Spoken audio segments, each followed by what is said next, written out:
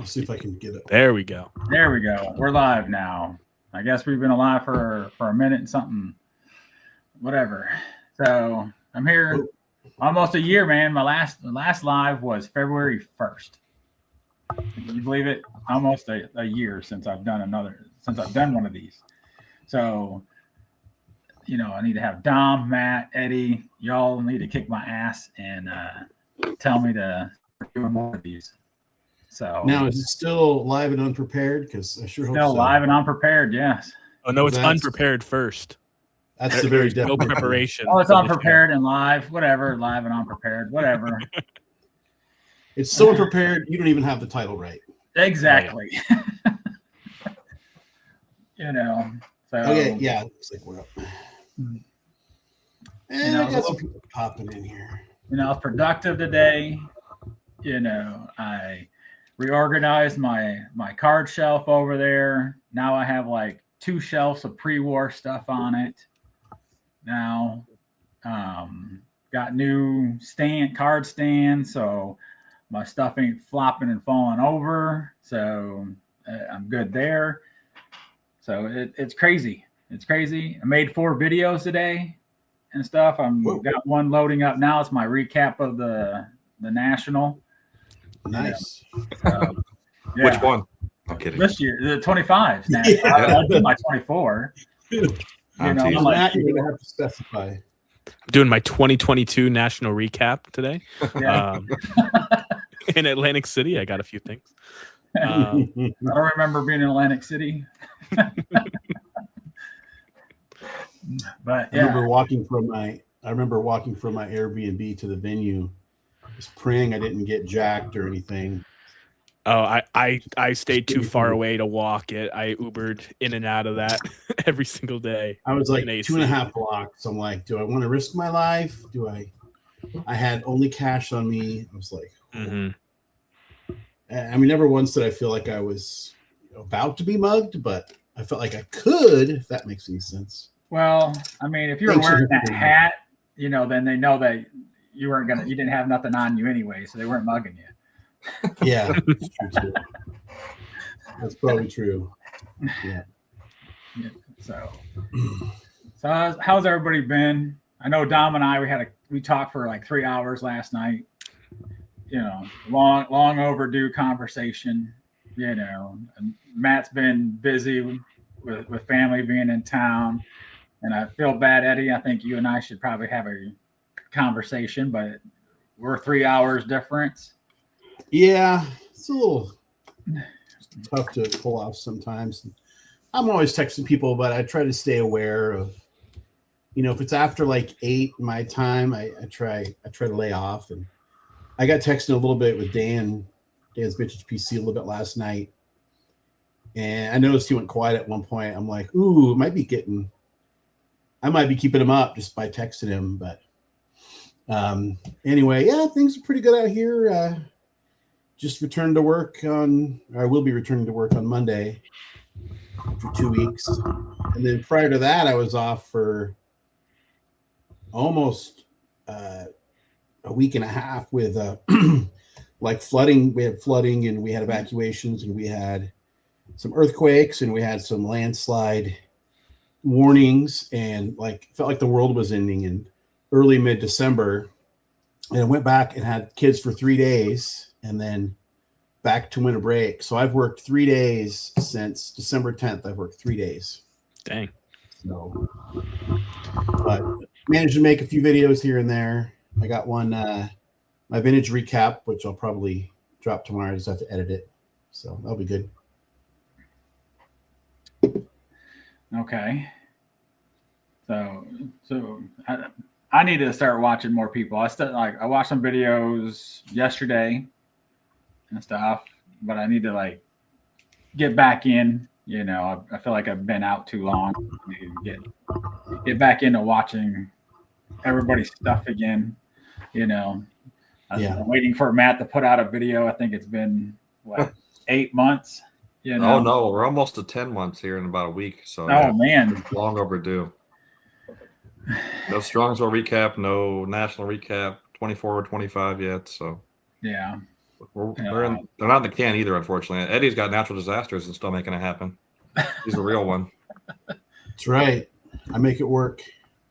So is Strongsville going to be called something else now, or are people just going to? Is it sort of like Xerox means copy, and you just say Strongsville, and that means the Ohio show, or how's that going to work? Do you think? Yeah, I think they're gonna call they're collabing with another show, so I think they'll call it like the Strongsville, whatever the other show is. Great Lakes. Like, yeah, Great Lakes. So I they'll can see do like Great some sort of like Lakes collision or whatever. But the new city or whatever suburb is Independence or something, right? Yes. Yep. Yeah. That Independence. doesn't have the same. That doesn't have the same ring to it. Independence show. I don't know. I would many have to states be. have No, I don't go to independence? that one, but Yeah. There's Independence, Okay. Missouri. There's other independences in the country. Strongsville's kind of. oh yeah, I probably a got to lot bet of it's them. only Strongsville in the country. Yeah. But we're gonna go. John, you're going, right? Yeah, I'm planning on it. Switched over the hotel situation and looking forward to it, man. I think it's definitely gonna be. I feel like I missed the Strongsville window a little bit, due to like the old timey feel it had just 2 years ago, being in that Best Western and vintage only. But the main reason why I pivoted from going to the National this year to going to Strongsville instead is because of this community and what we've made out of this show, as opposed to just the cardboard and the feel. So I'm gonna have a ton of fun with all the people that are going. Yeah. So far, I haven't heard anyone say they're not gonna go. I was kind of, it is like I think Drew did a really good video on it a few days ago. Like I was definitely bummed out initially. But still gonna make it work. Yeah, that's my roomie. There you go. I figured as much. Yeah. Is Jake gonna be there until Jake's in the chat? I saw. Is he gonna be there? Jake wants to be there, but he hasn't been confirmed yet with his with the wife's spring schedule. So hope he can make it. I got a quick Jake story here. This just happened.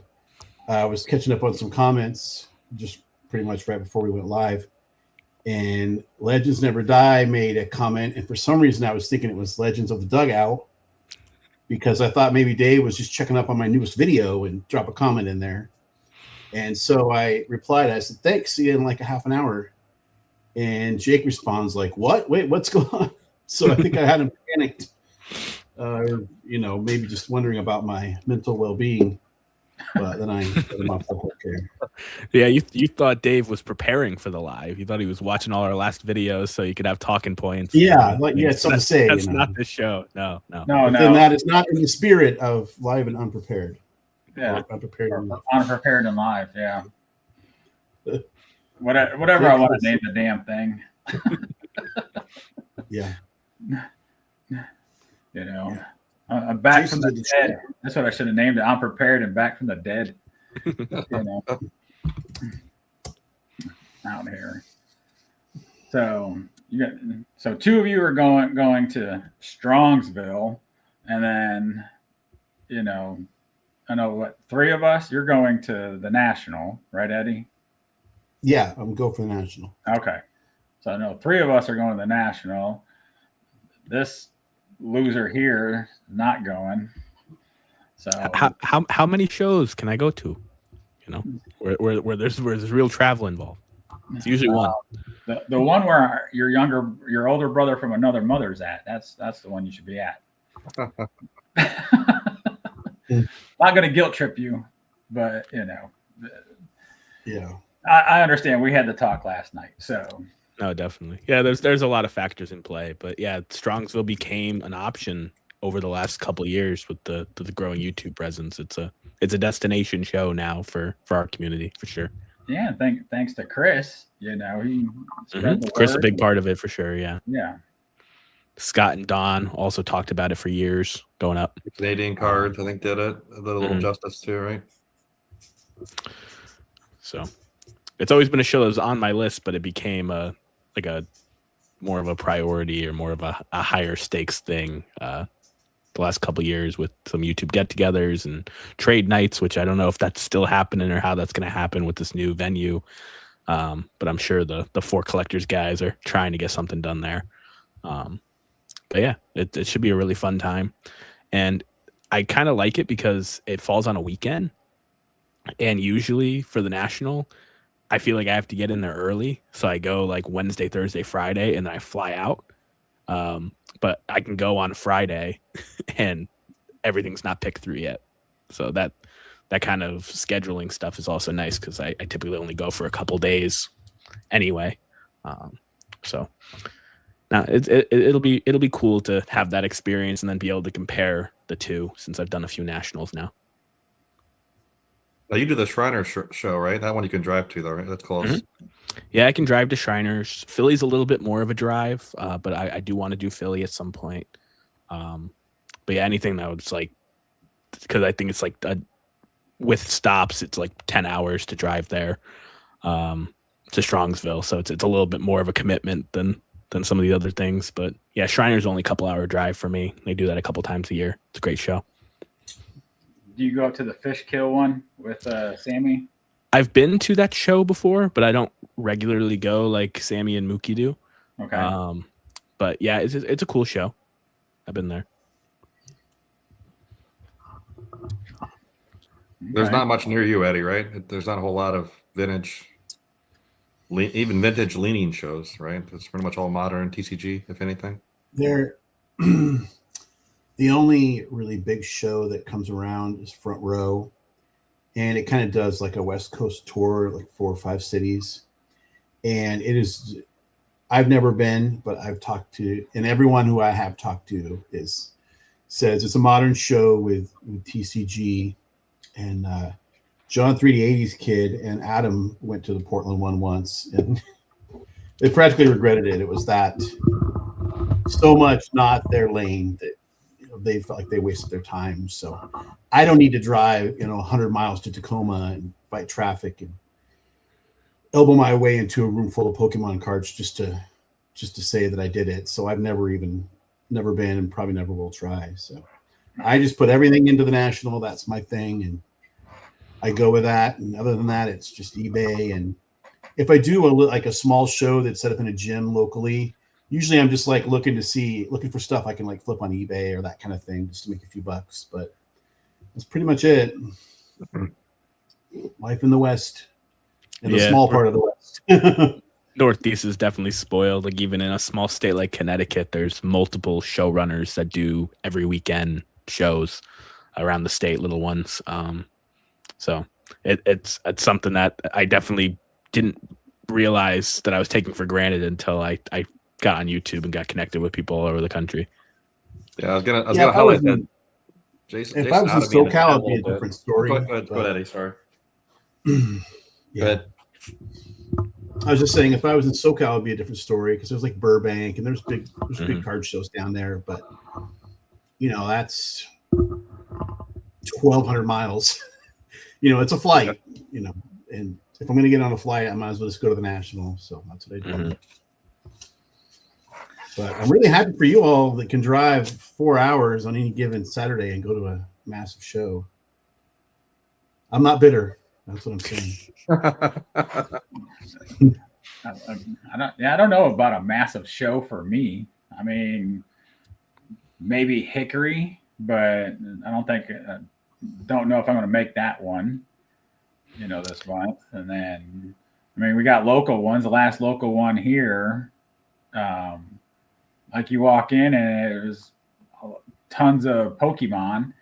And I'm like trying to I should have just looked around the room and I would have been like, all right, nobody's at that table. That's where the sports cards were at. So that's what it was. It's like Pokemon tables were like jam packed and it was like nobody at the sports card table. So I'm set up at my kid's Pokemon table right now in the card room. Stacks of Pokemon if anyone wants enough. Kidding. Literally, the whole table is full of Pokemon. Start making deals. Just turns into a Pokemon Raz. Yeah, it's funny. Jason put in the chat, but we're actually setting up at a Pokemon card show here in 2 weeks from today. My kids are. I always wanted to vend when I was little, and so if they want to do it, I'm happy to make it happen for them because I don't know. We'll see how it goes, but I don't know enough about it to be dangerous. But the older one's really into it, so we're going to set up a show this month and another one next month. We'll see how it goes. I think it's kind of crashing right now, so it's a good lesson for them how to lose money.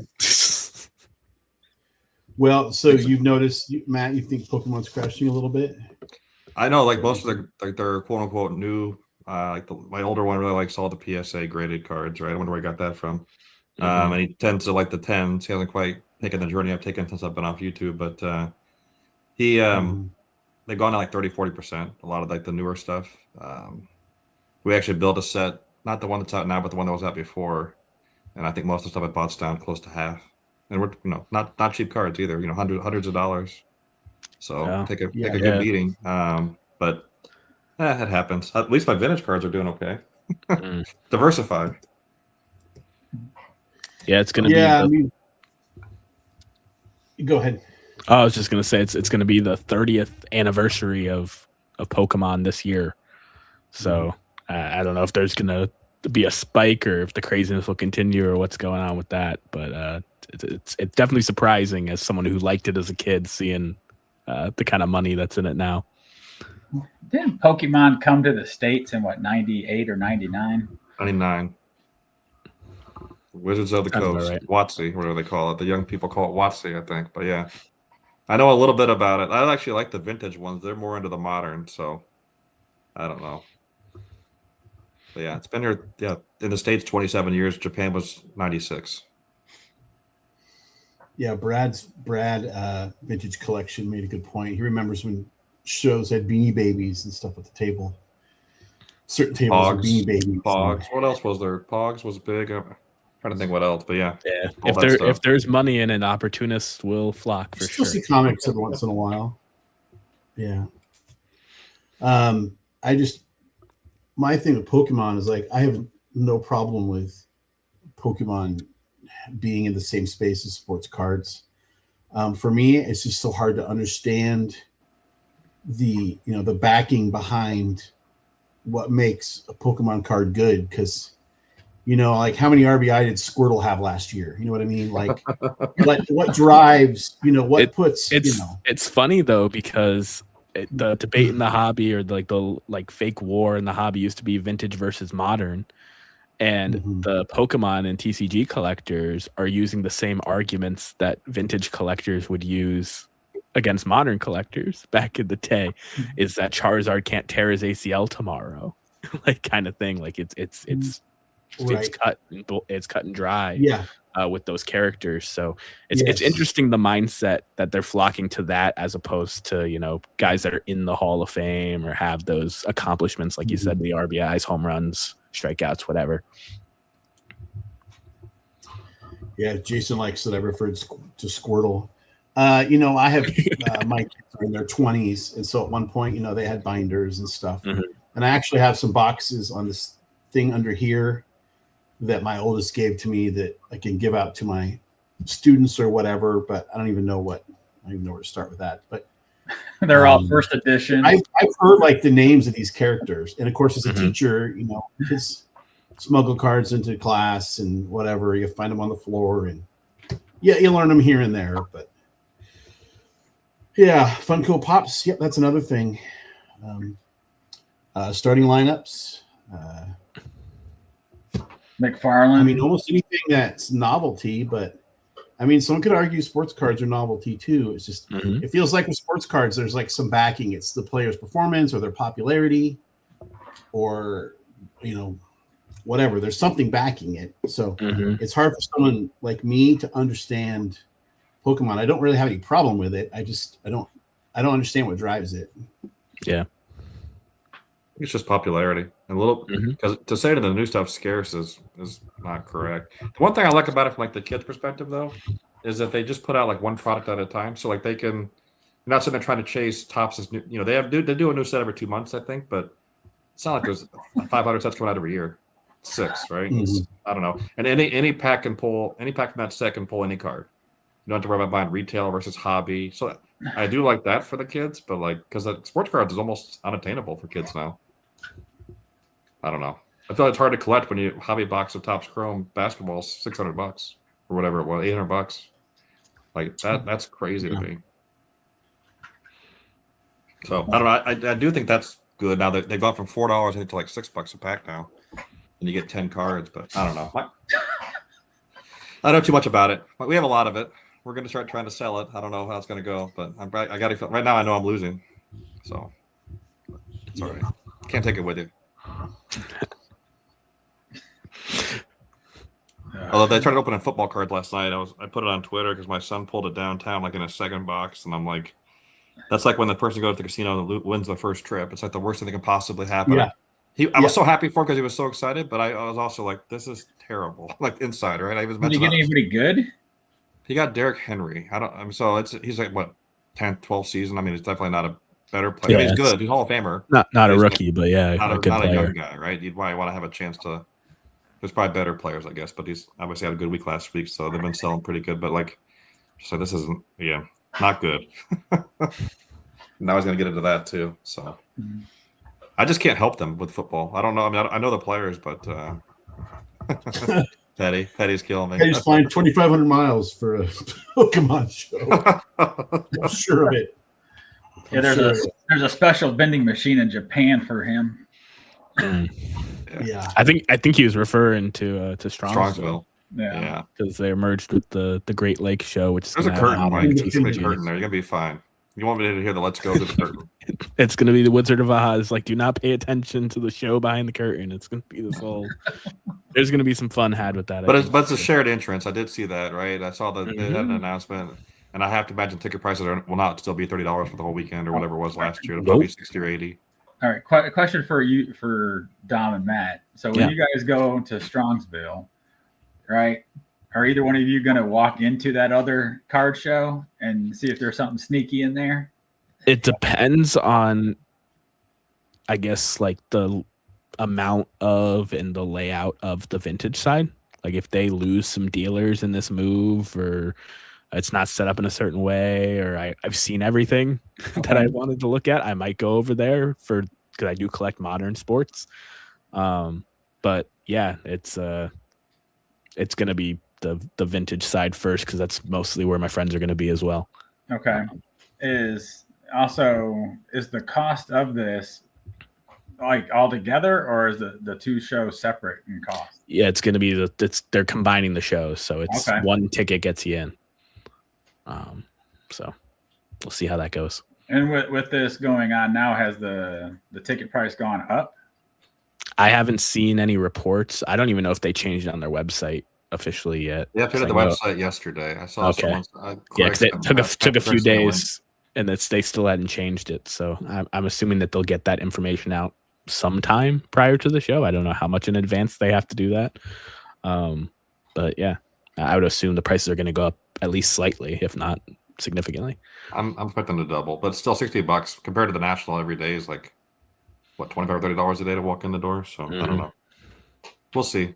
I'll probably sneak over there because I mean, honestly, if the same number of dealers as the prior Strongsville layout, like you don't need 2 days to walk around it several times. So yeah, I mean, like just sneak over just to see what it's like. Yeah, Shriners is $15 a day to get in, which is not crazy, but a little more expensive. So I would be surprised if it's over $15 a day for this, but maybe it ends up being so. It's still cheaper than the national day. Oh yeah, that's without question.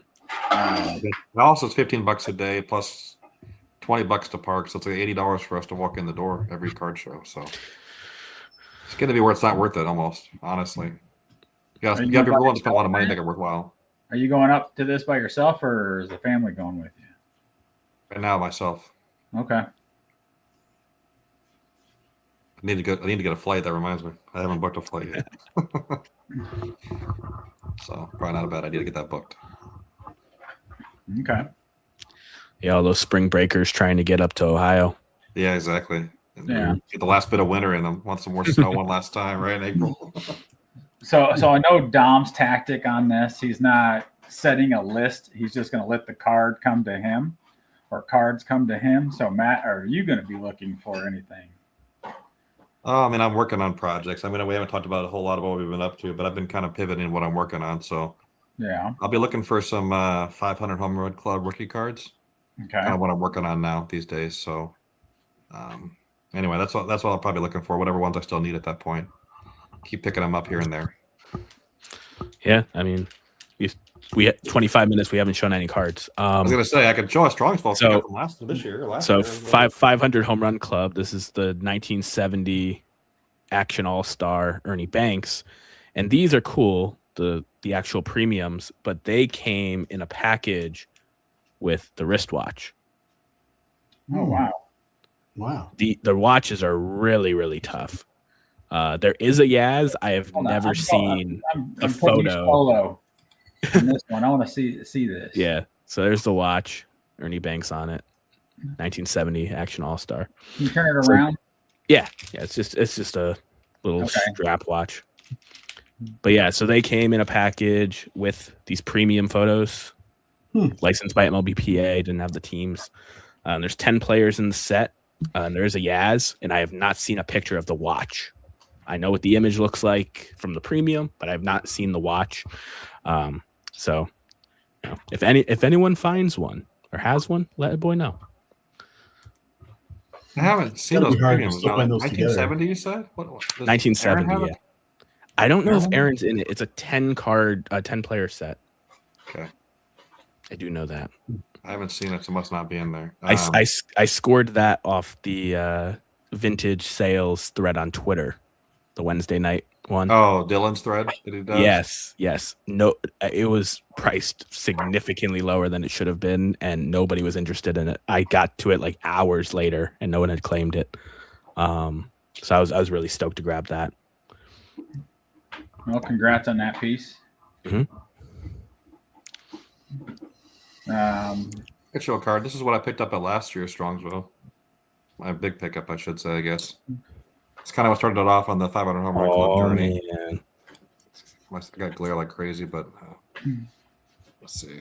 It's so bad. My lighting's bad. Yeah, Eddie Matthews. Number 407. So, anyway, I got to pick that up with Craig. He was with me. Traded away. That's kind of when I just pivoted away from all the high grade, worried about PSA set registry.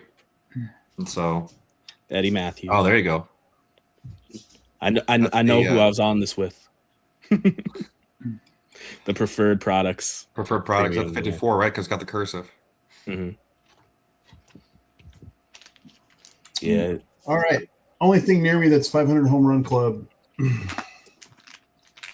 And I'm going to use this to plug my drop tomorrow, which is my top 10 vintage pickups for the year. This was in there. It was pretty far down the list because it's a people rookie card, which is not my favorite thing.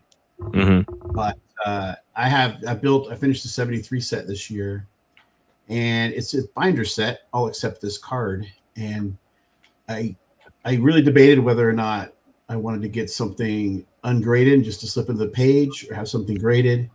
And my thought was, I'm not keeping this set forever. Whoever buys it is going to flip right to this page and look to see what the condition of this card is. So I can have a graded card and an ungraded set, I guess. You make your own rules. You're the CEO of your collection, Yeah. Right? So, I picked up that card recently too. I saw Adams in the chat.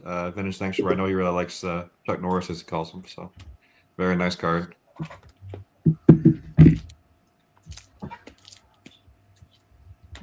Picked up another guy with some nice sideburns. Dexter Press. Oh, there you go.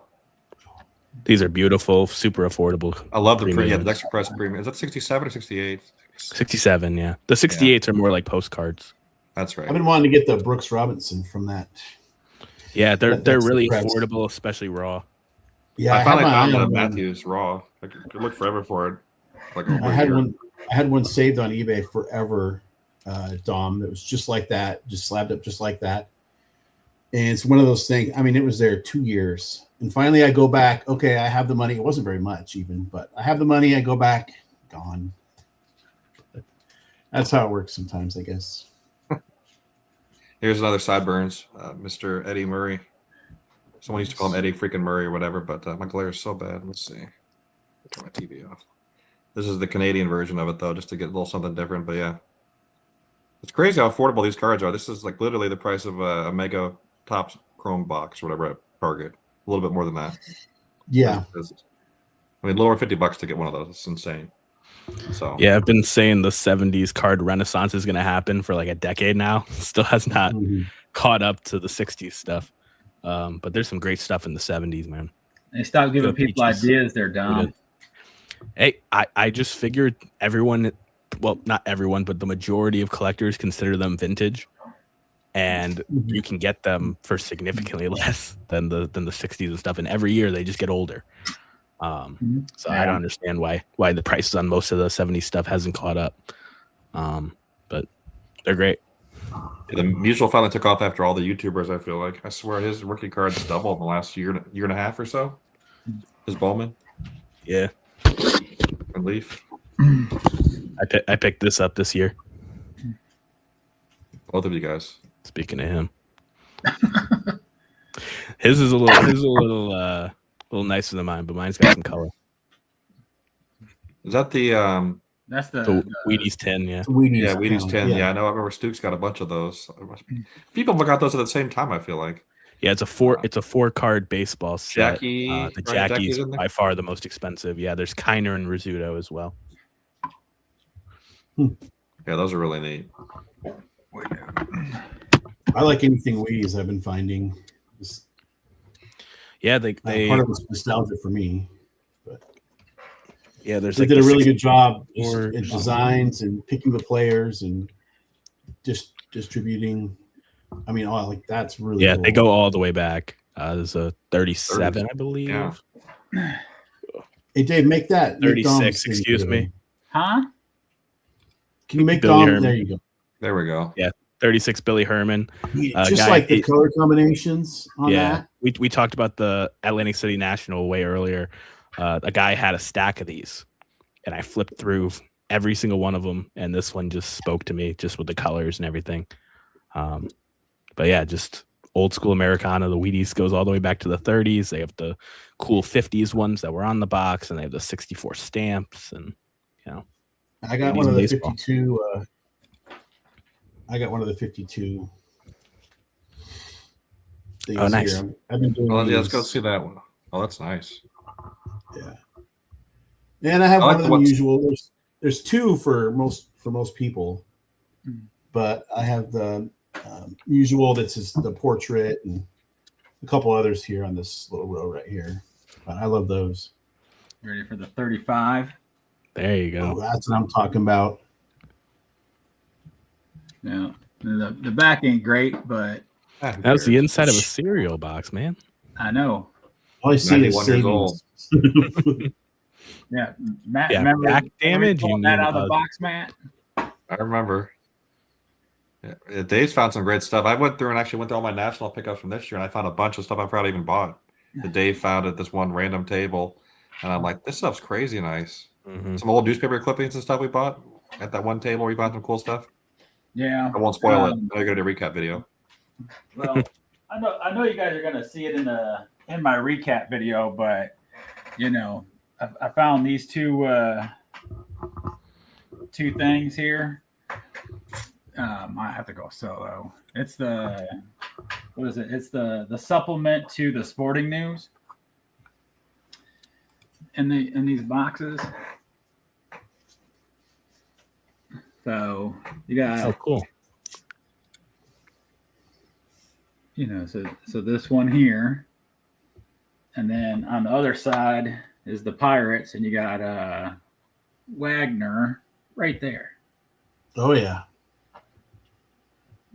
So I picked this one up first. Matt and we walked away, and then I got it in this top loader, and then like, man, we got to go back so I can get that other one. So. Yeah, those are nice. So I was like, couldn't pass those up. Got that. And I think there was some other stuff. I can't remember what else I got. I think it was like this here. I got the Drysdale in it too. Yeah, I got the Matthews just like that. It was like numbered to 5 or 10,000 or something on the back. It's a nice image. Yeah.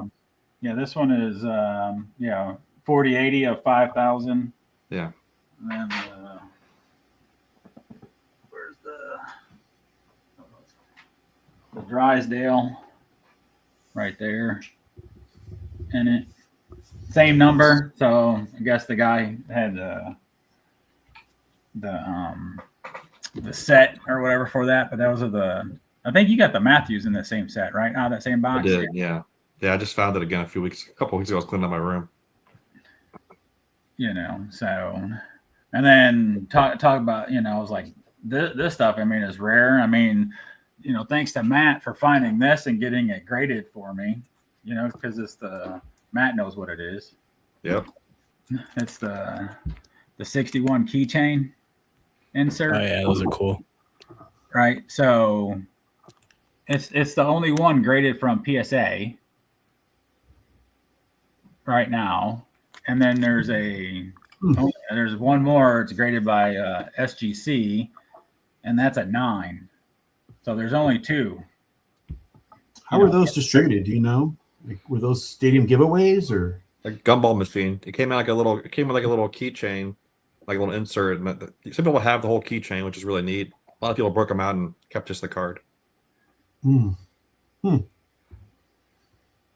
Wow. Were those regional then? If they're that few of them graded, do you know? I couldn't tell. I don't know a whole lot about them. Like for Aaron, there's like 4 graded, so they're pretty tough. I think When I was was looking regional. today, they were saying that there were, I think, 19 in the set. I know, like, there's Mantle, there's a Babe Ruth, Yogi Bear is in there. Roger Maris. I'm trying to remember. There's a Matthews I don't have. I'm looking for it, but there's a Matthews as well.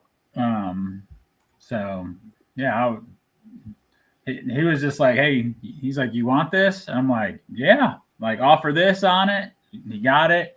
You want it graded? Yep. And so I'm glad it got graded. Yeah, got a good grade. I think mine's like a 3 or 4, but yeah, it's hard to know when you buy off comps, see where you're going to condition, right? You just kind of buy it. I was just buying those for rarity. I wasn't really about the number. I don't worry about numbers anymore. When it's just one of a couple, it's nice to have it. It's fun to have it. Mm-hmm.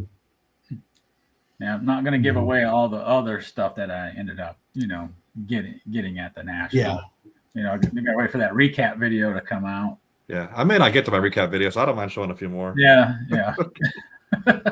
I got to do a video at some point, but I did pick up this at that trade night that the Foot Collectors Group helped organize on that, I guess it was Saturday night.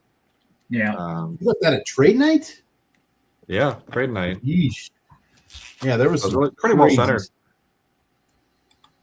So yeah, I picked up that and I walked in the room and literally found a Cons Aaron like within 3 minutes. So I bought that. And I was like really good price as well. So yeah, it was good. Someone had it. Did you see the guy that had the Walter Johnson Ramley sitting out? Yeah, I don't know who that guy table. was. Yeah, that's a card you do not see. It was crazy. And I saw, I think it was Leighton that spotted it, and he kind of got in the guy's ear, but whatever he told him, it wasn't quite enough. Whatever, it was pretty funny. Yeah, he made a play for it. I can tell you that. It was a young gentleman too. I think that had it. It was someone like in their 20s. Yeah. I think that. Yeah. People in their 20s got vintage cards, man. It's crazy. No, but I'm just saying that's like a car. Oh yeah, it was like a 2. It wasn't just like oh dang. It was like a 2. Yeah. I don't got that. Well, it's what used to be a small vehicle, I should say. I don't know. Everything's expensive now. It's all there was a relative, couple other things that were there too at that table that kid had. Yeah. I'm trying to remember what it was because I know I had to get Tony, Southern Collector. I had to get his attention over there because there was something at that table and I couldn't remember what it was. I couldn't remember if it was a Larry Doby piece or something that was like rare that this guy had, but yeah, it was crazy. Dylan asked me a question. I was going to throw one more up. I just picked this up at a pardon that's in one of these stupid slab things, but I just my last Topps card. I just bought a Ricky Henderson rookie. I've been on a rookie card spree, the anti-John spree, 3D80s. But this is the last Topps card I bought. It's nothing against John, of course. I'm teasing, but anyway, that was the last Topps card I purchased. Was is that for like a Iconics card collection, or is it like just? I'm just trying to go with all like I say inner circle, whatever, like the top 50. I use I guess I'm a big Saber guy, so they did the list back in like 2000, but I'm trying to go through like the top 100 Saber people from like as of like 25 years ago, and I'm using that as my checklist of trying to find a rookie/early card of all of them. You mean like Some cards are impossible. Some cards are or impossible to like- get a rookie card, right? So Yeah. Right. Yeah, well, it's never a bad time to buy a rookie. I don't think. I thought you might like that one, Eddie. Yeah, So for sure.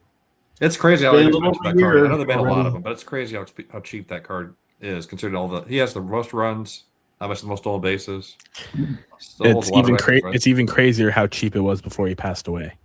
Yeah. It was because like guys, same kind of thing with the 70s. That most people consider that a vintage card, and he's a all-time great, and it was very, very affordable. All right, you make me do it.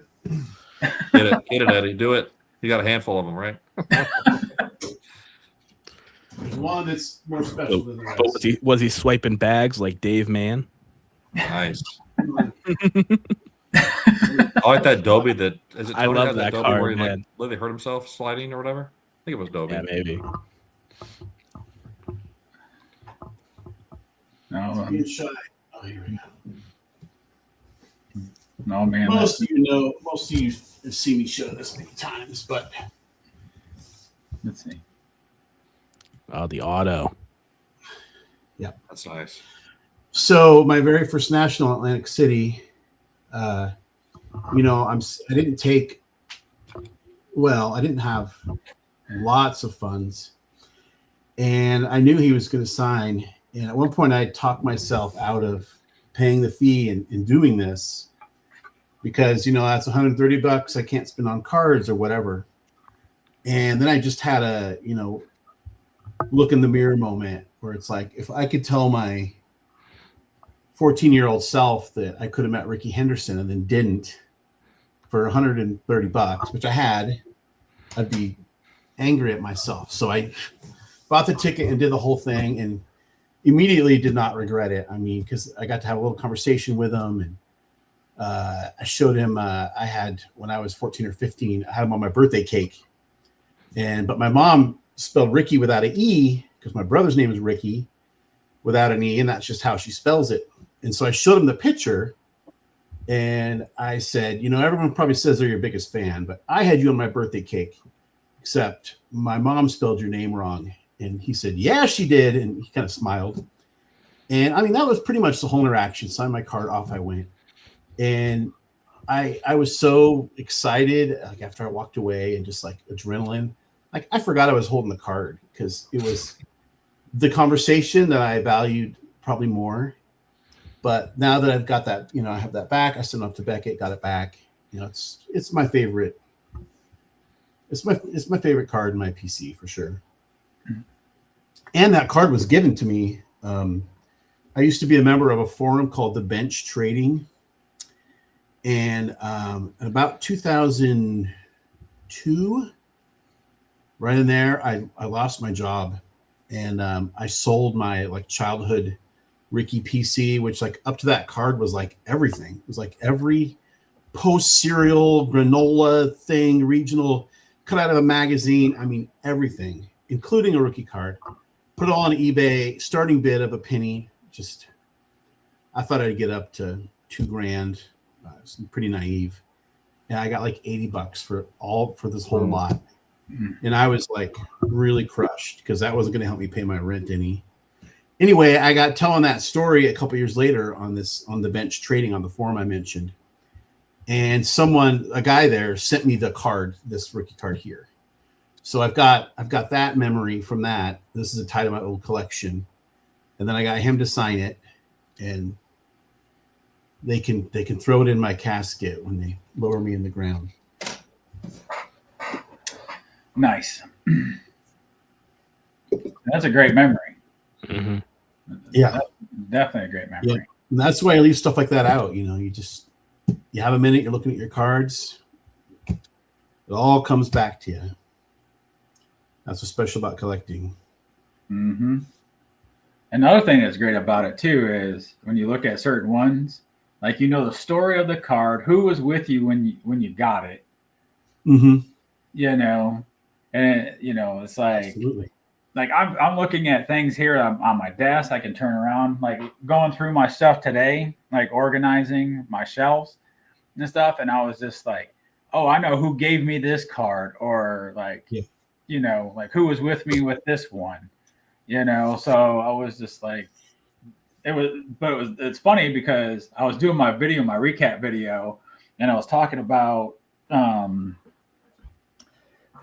getting these here, you know, from Drew, but for some reason, like clean cheap shots, and for some reason, his name like left me, man. Like I could not think of his name for the life of me. I've done that. You know, so I was like, because I had the camera facing me when I'm talking, right, for like 20 minutes or whatever about my recap before I flip it over to start showing what I got. And so when I like stopped it to flip, I went through my phone and I was like, who the hell did I just text like, you know, a couple weeks ago? And I was like, dang it, Drew. Yes, thank you. So I like had to apologize to Drew in my second half of that video. But I mean, it was like, I'm naming off people throughout the whole thing. And I'm like, can't even think of friggin' Drew for some reason. It was just, you know. Yeah. Oh, what's my all-time favorite set? Let me think on that one, Dylan. You know, I had an answer to that, and then before, you know, I think it was the 53 tops. I mean, it's still beautiful. The 53 Bowman's a beautiful set. But yeah, I don't know, man. Like, I guess if you're going per decade and stuff, I mean, yeah, I think that's probably a good question, you know, per like set per the year, decade. But yeah, I don't know. I feel like I'm like going more towards pre-war stuff in there. Yeah, just while you think about that more, Dave, piggybacking off what you were saying, where you buy a card, you know, with somebody, and that ties you to them, and getting to hang out with you while you bought that Cracker Jack, the National, it sort of got me thinking, well, I need one of these now. I'm not going to do it right now, but now I need a Cracker Jack, and there's a couple that would fit in my collection. And I don't know that I'll do that this year, but I will be doing it for sure. I have one huge thing I have to do before I do anything else. Yeah. But for sure, I mean, just getting to do that with you, I'm like, I'm going to get one of these at some point. And it was really cool because it was like I was like pretty much out of money. And so now I'm just like, I'm a part of everyone else's business, but it was awesome. You know, I mean, everybody's going to see it in the recap, but I'll just go ahead and just show it. You know, it's a 1914 Cracker Jack. Oh man. Yeah, and I like how you pulled up VCP and found the exact card, and you figured out what his name's Stan paid for it. You're talking to his wife, and you're like, well, you guys only spent this on it. And like it helps you like make the deal, didn't it? Yeah. Because I was like, I'm more comfortable at this, and you know, and then she made the deal happen, you know, and like, and it's weird because like this here cost me more than what the next card I'm about to show, which is kind of crazy. But Matt was with me when I got this one, and I think John was with us too when I picked this up. This an Ashes table or no? Yeah. It's the 14 Polo Grounds Ty Cobb. I think Petty was there with us. I'm trying to think. There was a few people with us. So so I finally got a Playing Days Cobb. You know, I was going for the 21 exhibit, but did not find one in there. See, Adam was there at the Cracker. No, you weren't. Or were you? I thought it was just you and I. Maybe Adam showed up like right there. Adam was just lurking the table over. Yeah, he's trying to steal the showed glory. up. I was just like right when I was doing the purchase. I With think his he vision, showed he can up. see anywhere in that room. So he's good. He could have been miles away and still seen you get this. He's over in the corner with binoculars. Adam, I think you were there. I think you showed up like right when I was probably paying for it or negotiating the deal. But I know Eddie was there the whole time. Like we're going through several cards, looking, chatting.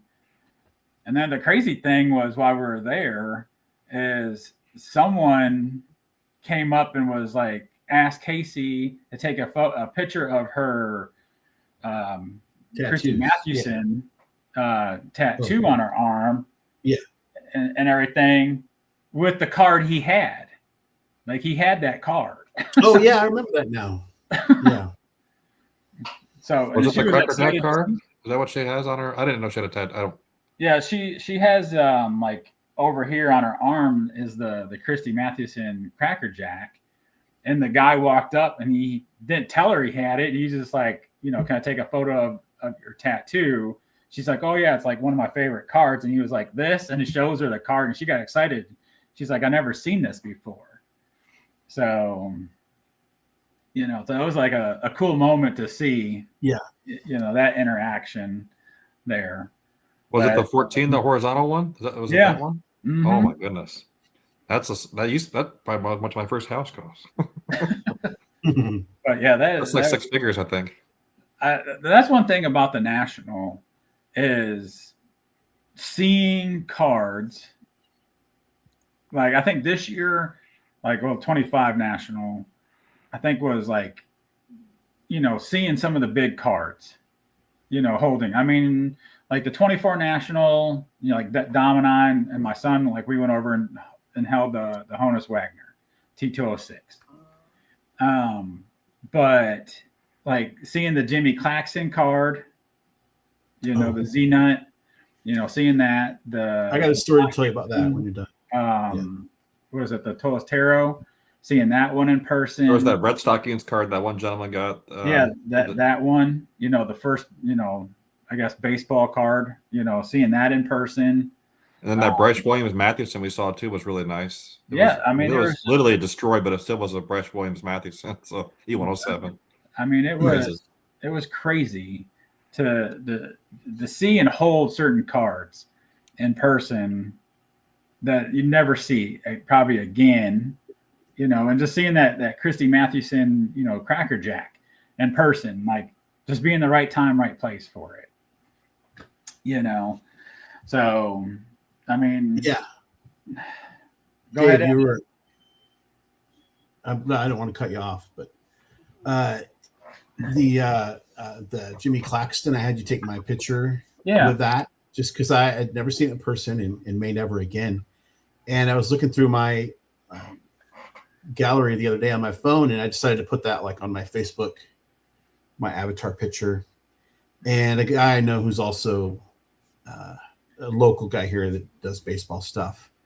He says, "Oh, you have good taste. Did you buy that?" And I'm like, "Oh, I don't think you fully know this. It's like a $15,000 card." I didn't buy it, but I'm very flattered that you think a public school teacher could get that. Anyway, that was a cool. That was Mike Pike's table, right? Or yes. Yeah. Okay, I thought so. And a funny story. So what was it? Not December, November, I guess it was. I did that video with him. Yeah. Right. So like we were chatting about that card, and he had the opportunity to buy another one that came up, and he got it. So he has one now. He's replaced it. He got a replacement. Oh, okay. Yeah.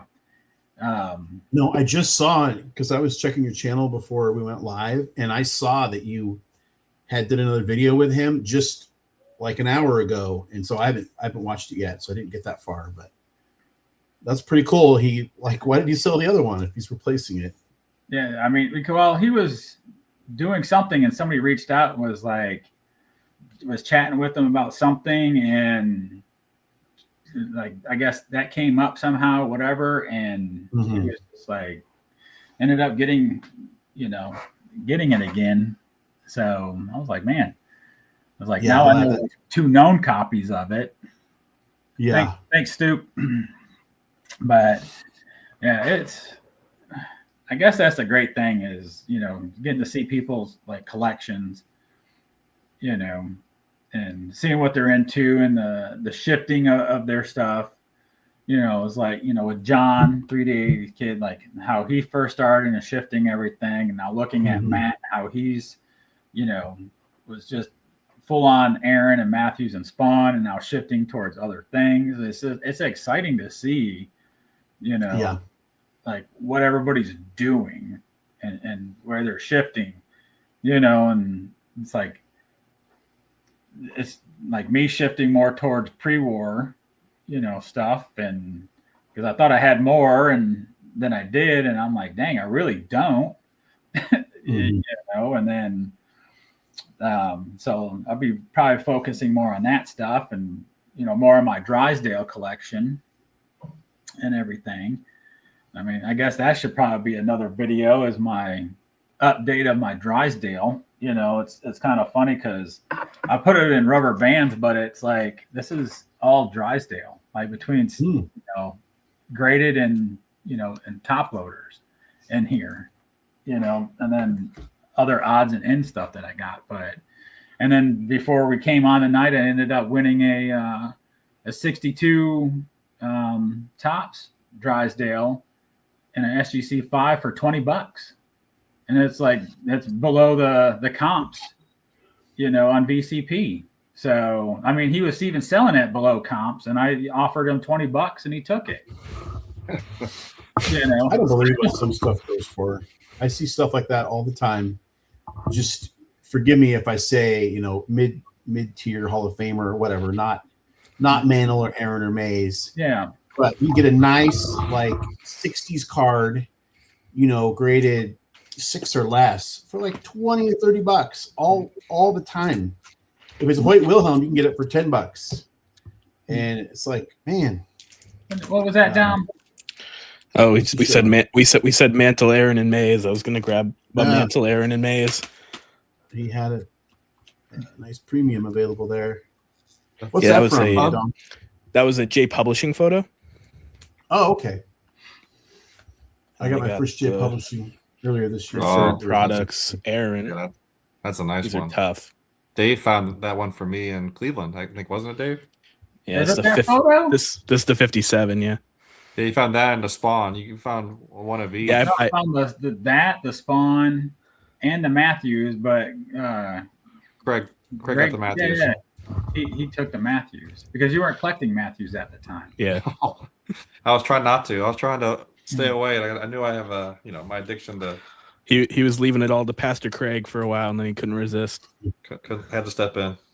And then back to J Publishing with my Mays Auto. Yeah. Nice. Yeah. There you go.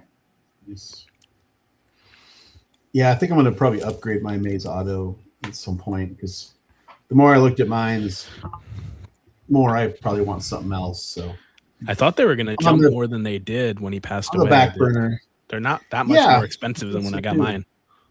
Yeah. Yeah. It's funny how that happens to some people and not others. The one person that's still with us who I think will jump and stay jumped is Koufax. Just because he's in from that era and he doesn't sign. I mean, just to get him at the privates, what are they, $1,200 now? Yeah, so, he's manipulated his own market for a long time. Yeah. That was my first priority this last year. Get that Koufax done. So, yep. Oh, that's the same one I have, Dave. Yeah. Cool. Nice card there. Love those great moments. I think I got 4 of them this year, 4 or 5 of them. Then I dropped the bench and I cracked the case. I'm still don't talk to me about it. I'm still upset. It's like another auto. I think I paid like $30 for Drysdale on this. Yeah. Yeah. And everything I'm seeing is like way more than that. So yeah. And then Mize, he was cheap. I think I paid $15 for his. 15. You tried to go for 10. She wasn't going to buy it. Yeah. 15. I got my Mize good. postcard, which is right here for $25. One of these right here. See, $25 already in the thing. Like giving them away. That's what you were talking about. When you get far enough away from the Mantles and Mays and stuff of the world, there's just not as many dollars in demand. Yeah. For these guys who are still baseball great, like Johnny Mize. I mean, he's young. I mean, it's a postcard. Yeah, I love how bold that is. Yeah. I think he just signed it. Yeah. But she had a ton of these things, though. Yeah. Yeah, and I do understand that some of these guys signed so much. But that's to our benefit. I mean, I like that I could get that for $25. No problem for me. Yeah, Feller signed a lot. He can get a Feller one pretty. He signed a ton. There's a Oh, few guys yeah. with that. Was that Feller that said if someone doesn't have my autograph, it's because they didn't want it or something like that? I think it was him, yeah. or was it someone that said it's harder to find his cards unsigned than signed? I don't know, but he signed a lot. Yeah, there's more pieces in this world signed by Bob Feller than pieces that aren't signed by Bob Feller. Probably. I just finished our team, the book about the 48 Indians. Mm-hmm. And of course, now I'm a bigger fan of everybody that was in the book. But man, I had no idea. Like, not only was Feller like this big barnstormer, but he like ran the barnstorming league in the off seasons in the mid to late 40s. And he was like, he had his own business empire. He was like, his wife was a president, his dad was a vice president. He made as much in the off season as he did during the season. And it was crazy. I mean, the guy was really something else. Yeah, his numbers immediately coming back from the military are mind-blowing. The strikeout numbers and everything right back where he left off, arguably better from taking years off in the military. And then he's out throwing speeding motorcycles, and he's from the heartland. And I mean, he's like America's darling kind of for sure. And then he did all the, handshaking and the kissing the babies and the benefits and the, all that stuff too. So interesting guy. Oh, nice. Dixie lid. Yeah. So this is his 38 Dixie lid, which is kind of a rookie. I know he has a couple 37 issues. And this ended up being that's cool. Off back kind of thing. The Seabrook thing was actually in Massachusetts. Nice. So yeah, really cool piece. I got that at a local card show for like $40. Wow. Slabbed it You myself. passed that up. Yeah.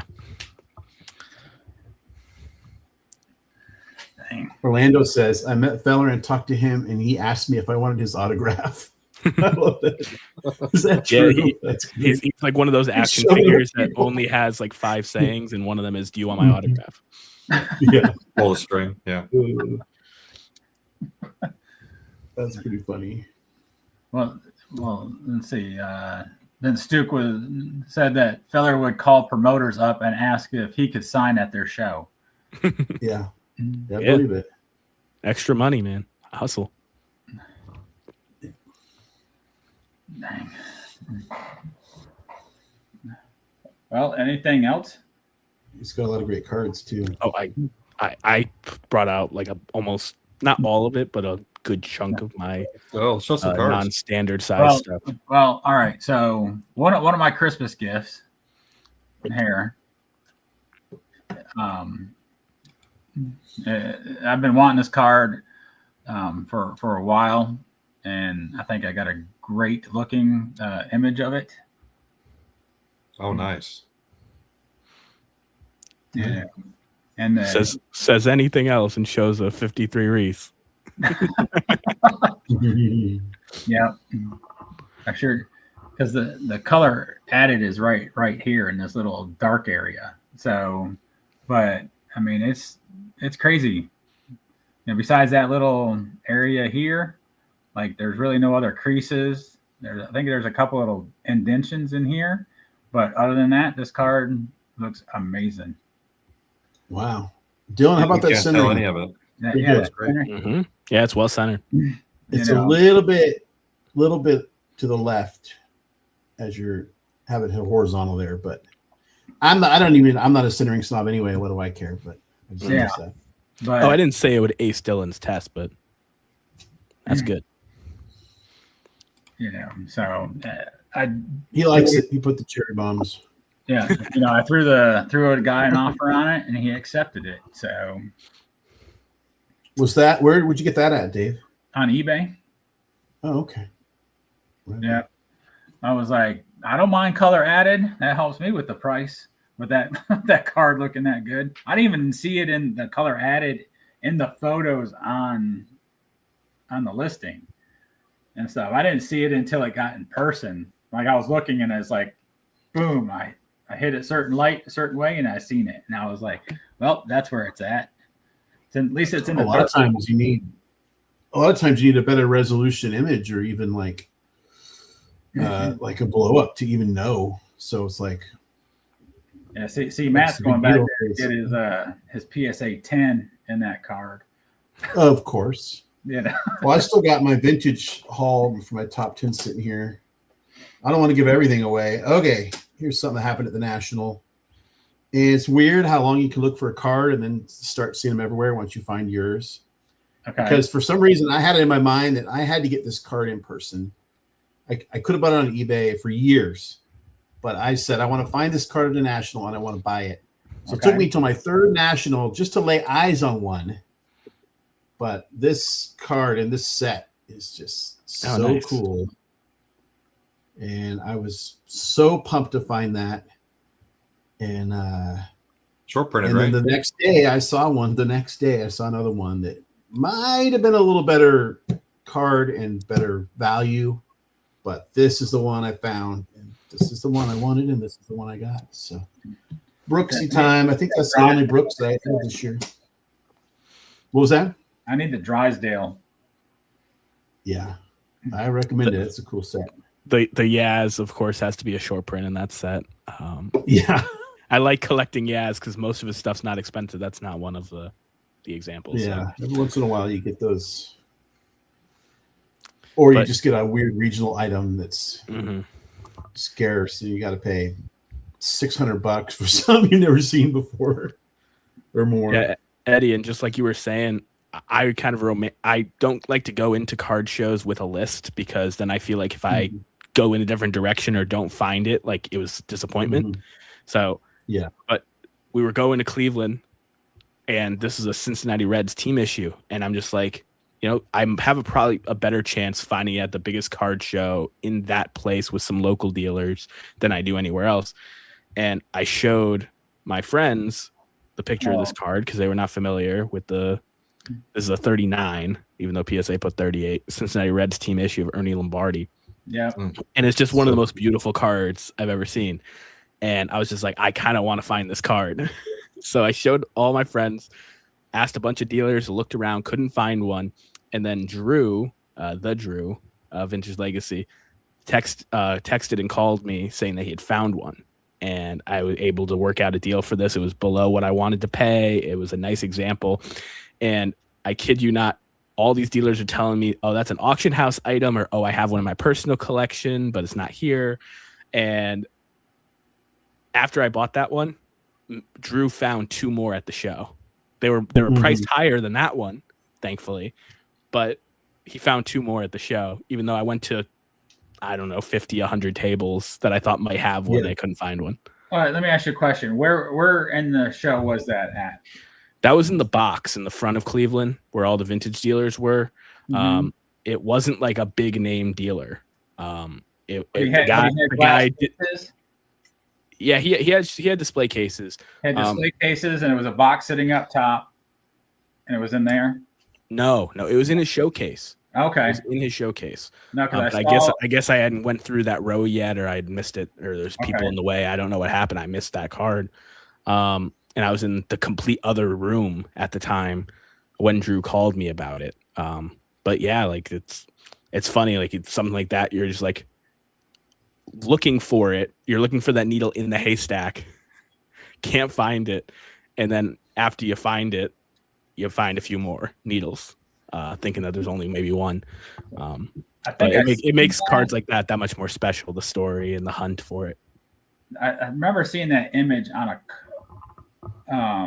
a card at this one booth and stuff, and it was a box like it was like everything was like $20 in there, and I saw it and I was just like, like I just left it. I didn't know nothing about the card, and then I kind of like kicked myself in the ass because I went back to look for it and it was gone. I think the guy was asking $20 for it, and I was like, if it was that card, that's a really good deal. Yeah, because like I haven't seen another one. Like I've been looking at Ernie Lombardi stuff, on eBay, and never seen another one of those. So yeah, you can find them online, but they're not super common. And the 38s and 39s for most players are indistinguishable. The cards look similar, but this one on the back tells you that he was the MVP and leading hitter in 1938. So this can't be a 38 issue. It has to be the 39 set. But most of the players in that set, you can't tell the difference between the 38 and the 39, and PSA can't either. Yeah. Good old PSA. Mm-hmm. So I see there's a bunch of new YouTubers in here, like that have joined this year that have great channels. Like Brad is in here. Mm-hmm. Mike J. Hawker, I think, started this year. There's another channel that started this year. I don't think he's in here, but Phil Gary, Rookie Card Collector 123. I've been buying a bunch of stuff from him. He's got a great collection. He actually has been showing videos of how he kind of went after like the rookie card for all 300 whatever, how many ever Hall of Famers. So I've been taking his hand-me-down for the ones he's upgraded. One of the ones I got, a couple of guys in here might already know, but that's probably my favorite pickup for 25. I'm not sure if we're at that point of the show yet, but it's not national. Man. This is a Ty Cobb rookie postcard. Oh, dude. So That's a hand-me-down, huh? that's his leftover copy. It went to the mail, which I actually like. It was mailed the day before the 07 World Series, so I know it's from 07 because they issued these over like a 3-year period. So not 2007, 1907. 1907, excuse me, 1907. So no, I mailed that in 2007 and I sent it over to him. Yeah. 1907. So anyway, that's I mean, the rookie card is definitely, it's been a fun journey. I know I saw this was actually on I think was it Darren's list? I think it was on Darren's list for like his tier 1. He already got the Deesh. I'm probably butchering the name, but he's looking for that one this year. So hopefully he finds put one. his channel, that guy you bought that from. Put his channel in the chat because you're asking the least tech savvy person here to do something. Let me try. I have it here because I just subbed him up. Let me just do a copy. But he's been doing like a lot of Negro and Cuban player card like show and tells. He does rookie cards. He does, there you go. Thanks, Eddie. He's got a great channel. He actually set up in Strongsville in 25, and it's going to be set up again in 26. So I basically just log in and listen and learn. So what I've been doing, he's wealth of knowledge. I'm happy to share it with everyone. But and yeah, if you ever if you see something you like, let me know. I can put you in contact. Once I bought that first one. Actually, it's funny. I put an effort. Talking with Dave. I was like, I want a Ty Cobb rookie card, and I'm like, do I get this one or the one that Darren got, the Deesh one, or however you say it? Like, it's the same image of him. The other one's just black all around his profile. I like this one because I have the stands in the back and the crowd. But so Dave was in on this one for a while, but I put on F54 like within an hour. He put a message back that he had one available, so he had upgraded his, and it's not crazy. There's I don't know, maybe 80 or so graded by SGC and PSA. They're out there, but happy to get that one this year. So yeah, but kind of on the rookie card hunt. Anyway, it's been fun journey. Yeah, and I think Eddie had mentioned earlier that the Topps rookie, like the standard rookie, isn't necessarily his favorite thing. Rookie cards got me into the hobby, but I've gotten to the point with the post-war Hall of Fame rookies when there's actually like a card that's called a rookie pre-war. It can be difficult. where I've been chasing like the alternative rookies for different guys just to be fun. So like there's like the Hostess Robin Yount Oh yeah. Mm-hmm. that you can get on the complete box still for pretty cheap. 3,000 He also guy. has an SSPC that's pretty cheap. Yeah. Yeah, and he's got there's one other card from 75, and like this is a Bruce Sutter. This is a supermarket premium from the Cubs, 1977. So you can get alternative oddball rookie stuff of some of these Hall of Famers that you have a rookie card or two already of, or aren't interested in the main rookie card. You can still find some oddball stuff even up through the 70s that are vintage. I'm looking to do the same thing, Don, for some of those, like the Ernie Banks rookie card. I love that top set. Everyone knows I love that set, right? I tried to build it at one point, but like you can never get a even decently centered copy. I feel like either his name's falling off, his butt's falling off. There's all kinds of issues with that card, right? So I might go after the All-Star Photo Pack same year, and it's way cheaper because the bank rookie's taken off in the top set. It's like anything, even like a 3 is well over 1,000 now, right? So anyway, so I think that's one of the ones I'm probably targeting for his rookie card, just something different. Who? It's already with the Aaron from that set. Who'd you say that was, Matt? Banks. He's in the 54. He and Kaylan are both in the 54 All-Star Photo Pack set. Okay. They're nice black and white. I mean, black and white oversized. I'm in. So I picked up the Matthews. So, but yeah, the Jewel Foods was the Suitor. They did them in 77 and they did them in 69, and I have the 69 Banks as well. They're just That's awesome. Oversized premiums. Great color on these two. I don't need them to be black and white, but yeah, they're just smiling. Fun. I knew he was smiling there. Always smiling. I love that about Banks. Yeah, they're blank back. Yeah, they're paper thin, these things, but they're really cool. 69 and 77 Cubs. Great stuff. Damn, Dom, you pull out your whole collection for us?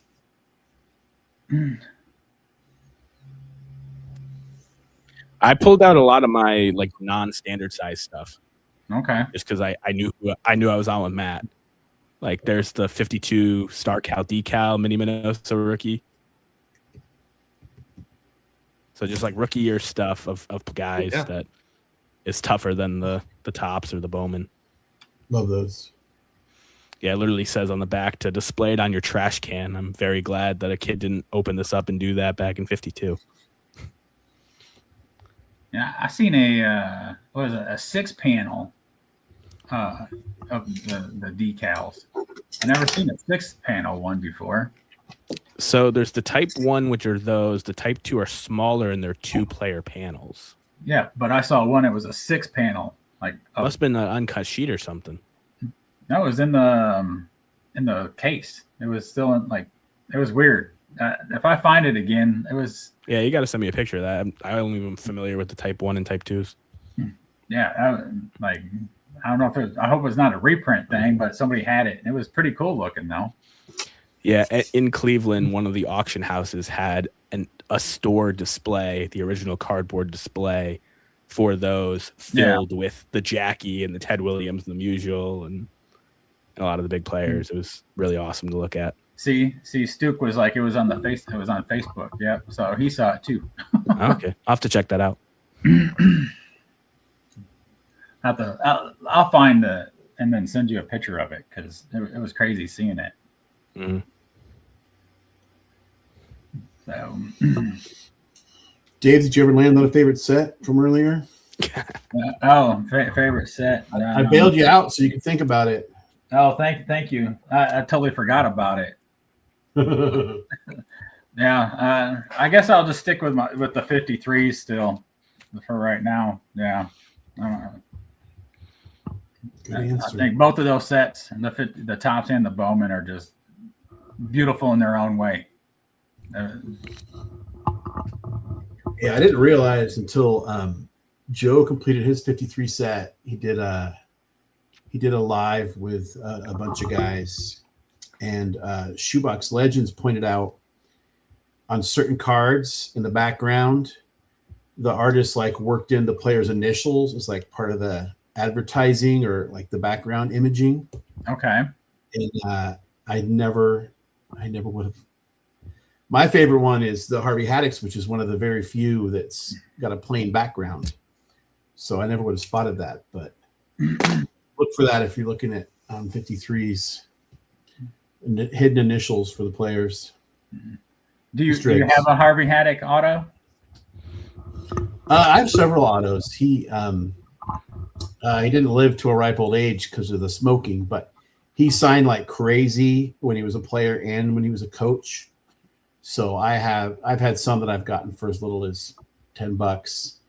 I've had a couple given to me. There's one embedded in Scott's art that he did for me, the like 3D thing. I'll grab it here in a second. Okay.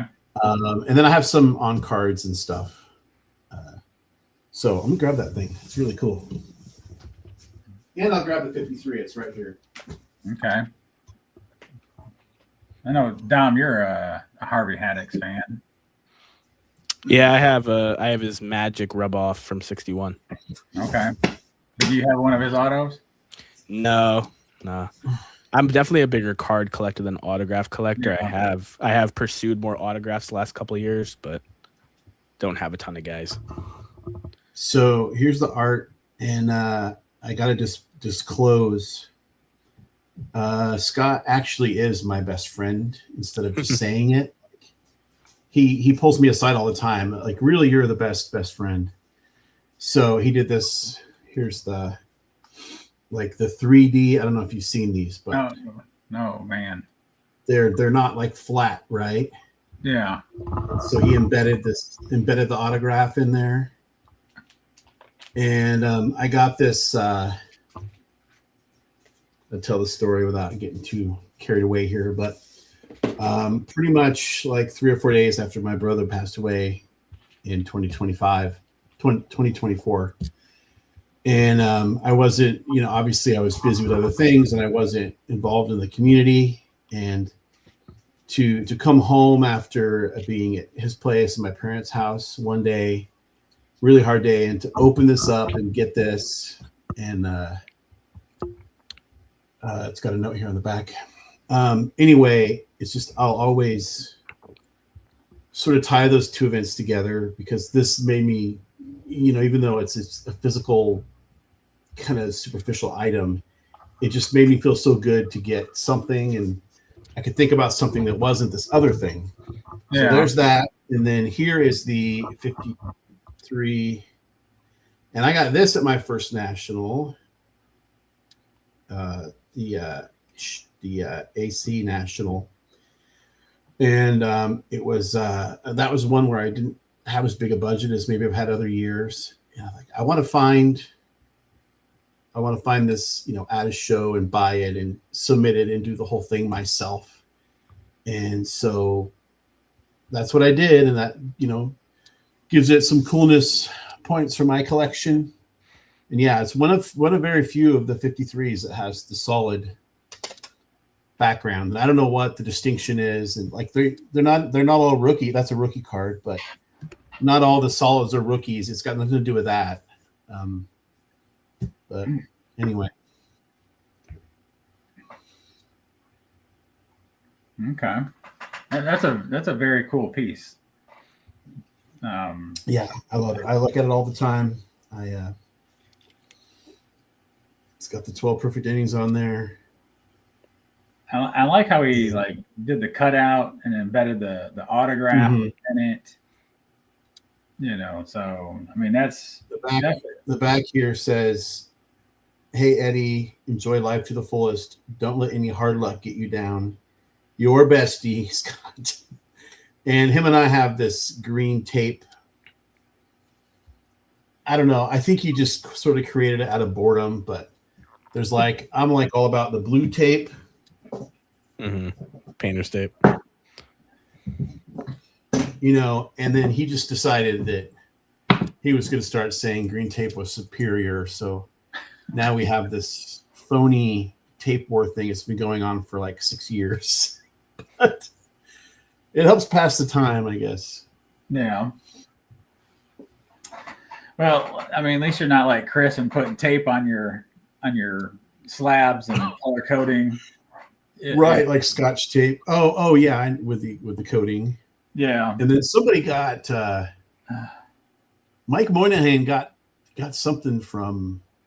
Oh, it was. I'm going to out him here. He's not in the room, so.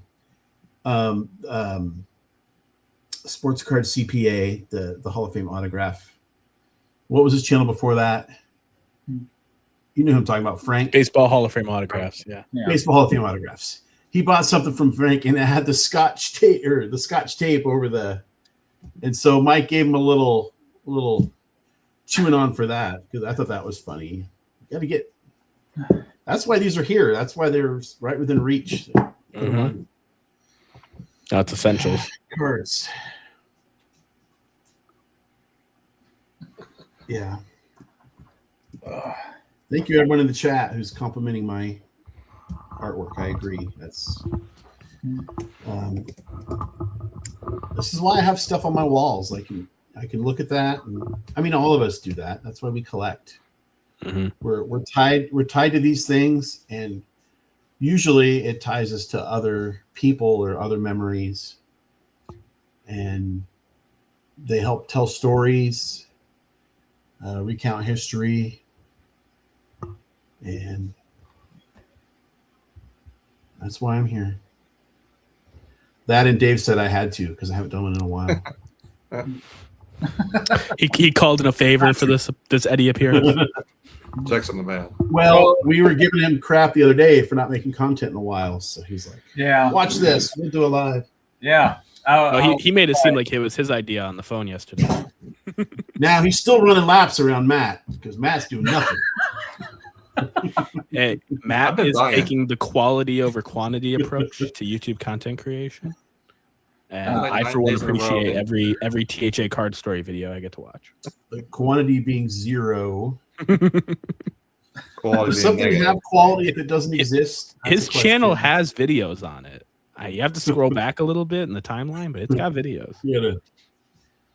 It's like when you have to pick your birthday when you're signing up for something. Scroll. At least if you're like me. Well, you get total syndrome, you arrive in the 70s. Mm-hmm. I feel like Matt went into the upside down, so you have to go through that way, through some riff, to get it to his channel to view anything.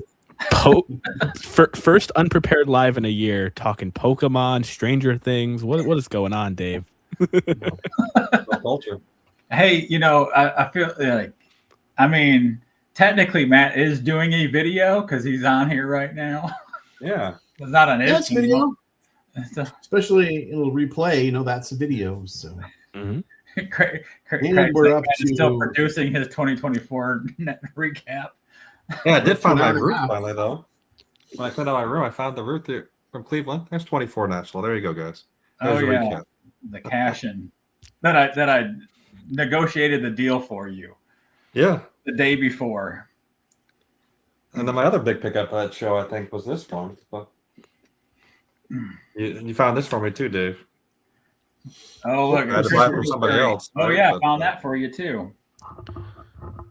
Yeah, that one I got to see before I left. The Cash and Ruth happened after. That was Saturday morning. That's right.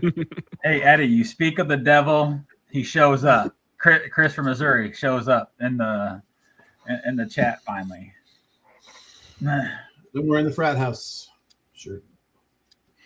Yeah, I thought about wearing mine, but I didn't. Gotta represent. Thank you for wearing that. Yeah, they're great shirts. I thought Chris has it on his wall, I think, right? And then like Eddie, Craig, and John, and you can't really show the back, but you got the rundown on the back. Yeah. It's good times. I wonder if anybody wears that shirt out in public. Well, it's comfortable too. It's a good shirt. Yeah, thanks for doing that again. That was no small undertaking. Got to pay for all the shirts, and then you had to ship probably a half dozen of them because people that weren't there. And I think I only had to ship out like 4. Yeah, maybe. That was it. But yeah, like it's crazy because my coworker, she's the one that did the shirt. She ordered the shirts and um, did it up. So I just told her what I like. I sent her the photo. I'm like, this is the fonts that I want on it. And like, this is how I want it on the back and everything else. And then she, gave me some like some proofs, like sent me some pictures of what she was like, hey, this is what we're doing. How's this look? It was like, looks great. Moved on with it and just did it. And I was like, this, because we always talk about, how crappy the house was, but like how great it was also. It was like one of the best times. I know Dom wasn't there. People that made it great. So I was like, it was just perfect. Because I think, Matt, you're the one that took the photo. Yeah, right when I left that last morning. I was the last one to leave the house. Yeah, you're the last one to leave. So like that was such a, like, I have to get this done. I thought about like doing a Christmas ornament with it so everybody can hang it on the tree kind of thing. But I was like, no, I'm going to do a t-shirt with this. So the last day I was there was Sunday. So I went to a Cubs game. And then I went back to get my suitcases to do Uber to the airport. And I was the only one there. And I peeled back there was like a drapes covering a window, and I peeled it back. And at one point, the window had been smashed out. There were still all the shards. But then they replaced the window, but all the shards were still there. Or maybe it was one pane that was broke out, but there's just glass shards. It was just a perfect frat house thing. Fitting. Remember when John had this card around his? He had the necklace that I made for him. He got one of these. He just bought it earlier the year. I had to copy him. So this is I can't afford a rookie card for Babe Ruth. This is as close as I can get. But I picked up. That was a CIA one from last month. Well, they're saying like that's his first card wearing a Yankees uniform. Can't really tell it's a uniform. I mean, it's hard to tell. Well, they say it's his first card though. I think it's it has the NY on the hat. Yeah, mine's a little. My registration's not great. It's bright blue. It's okay.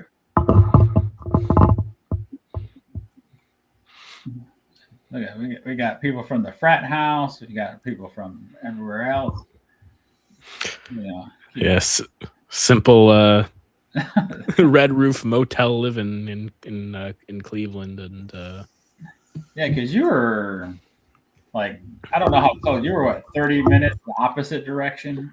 Our hotel that we booked had a pipe burst like 4 or 5 weeks before the National. Yeah, I think a lot of people. So we ended up having to switch to a Red Roof Inn that was in the opposite direction of a lot of other people. Motel style.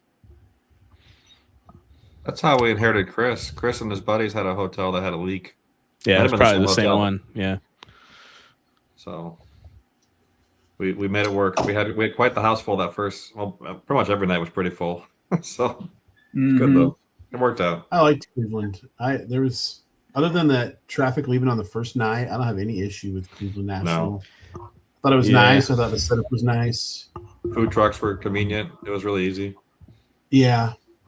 Yeah, I was a little without a car. There's times I felt a little bit trapped there, but I think I probably just didn't do a good enough job of like saying, "Hey, will you take me? Grab me when you're going to get lunch," or this kind of thing. I wasn't like proactive. Well, don't talk to me because I don't eat. Yeah, national hack: pack your own lunch.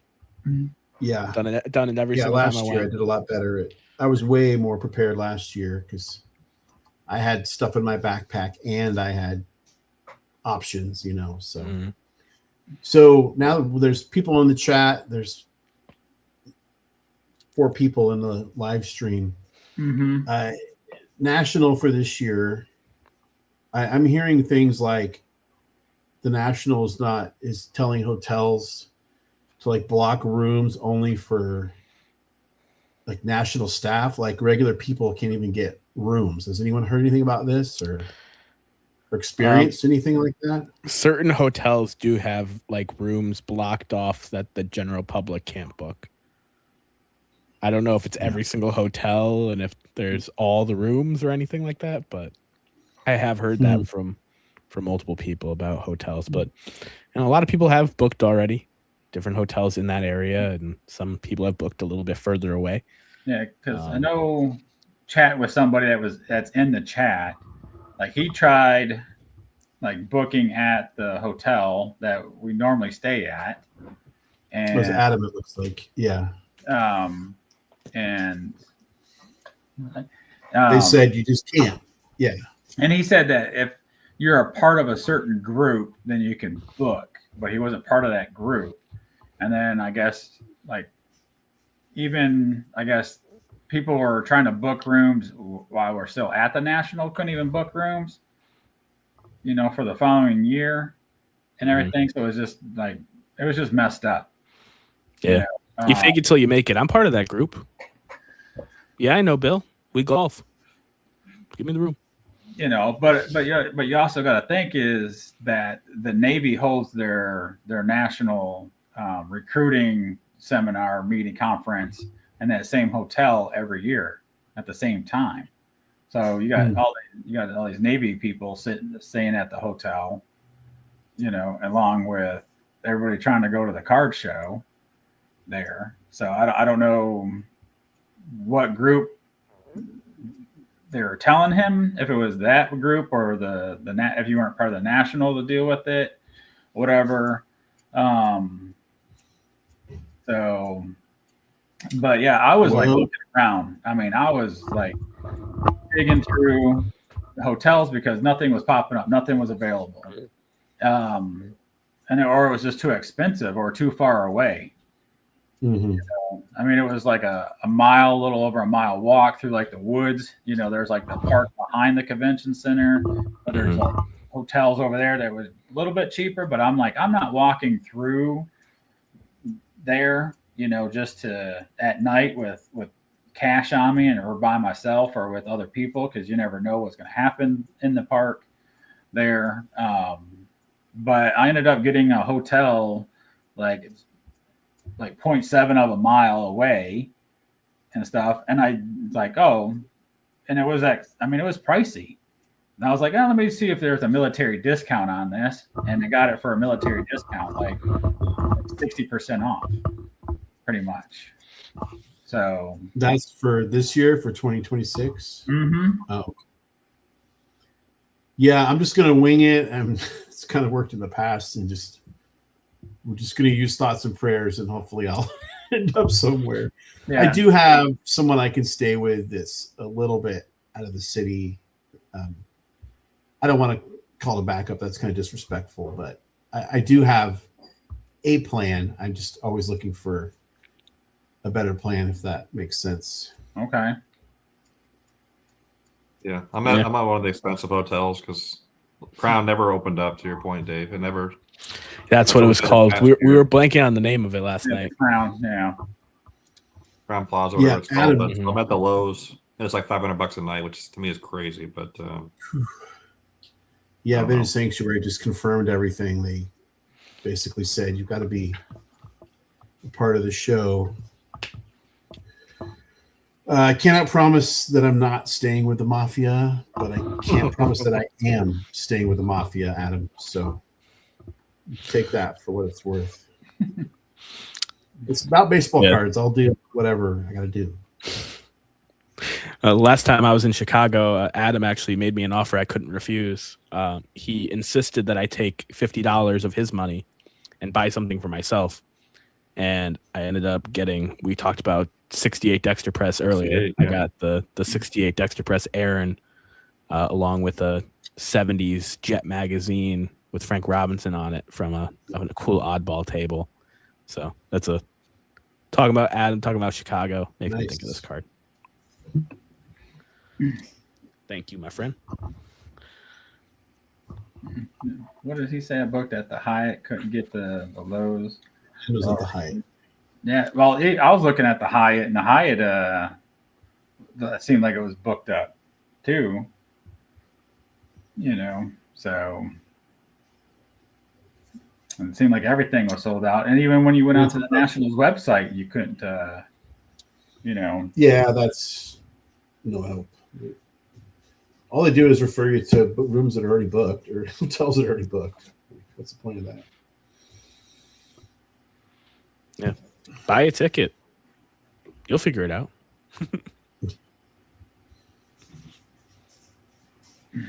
You know, I still got to book my air. Yeah, it was so convenient. It was my favorite one of the three. I went to Atlantic City, Chicago, and Cleveland 3 years in a row. And the fact that you get off the plane, they have shuttles right over to the hotels. Yeah. And you can walk right across the street any time of day. Walk to your friends' hotels, walk to the other restaurants. There was a shopping plaza mall thing right there. Like it was just super, super convenient. See, back in 2024. You know, Chicago's fun, you know, because everything's like right there, convenient and stuff. But I do have to say, Cleveland had a different atmosphere with the frat house. You know, I didn't mind the drive back and forth. I mean, that gave a little bit of experience, but like, I felt like our house had like this great, you know, atmosphere, the camaraderie. Everybody was just got along so well with each other. Yeah. You know?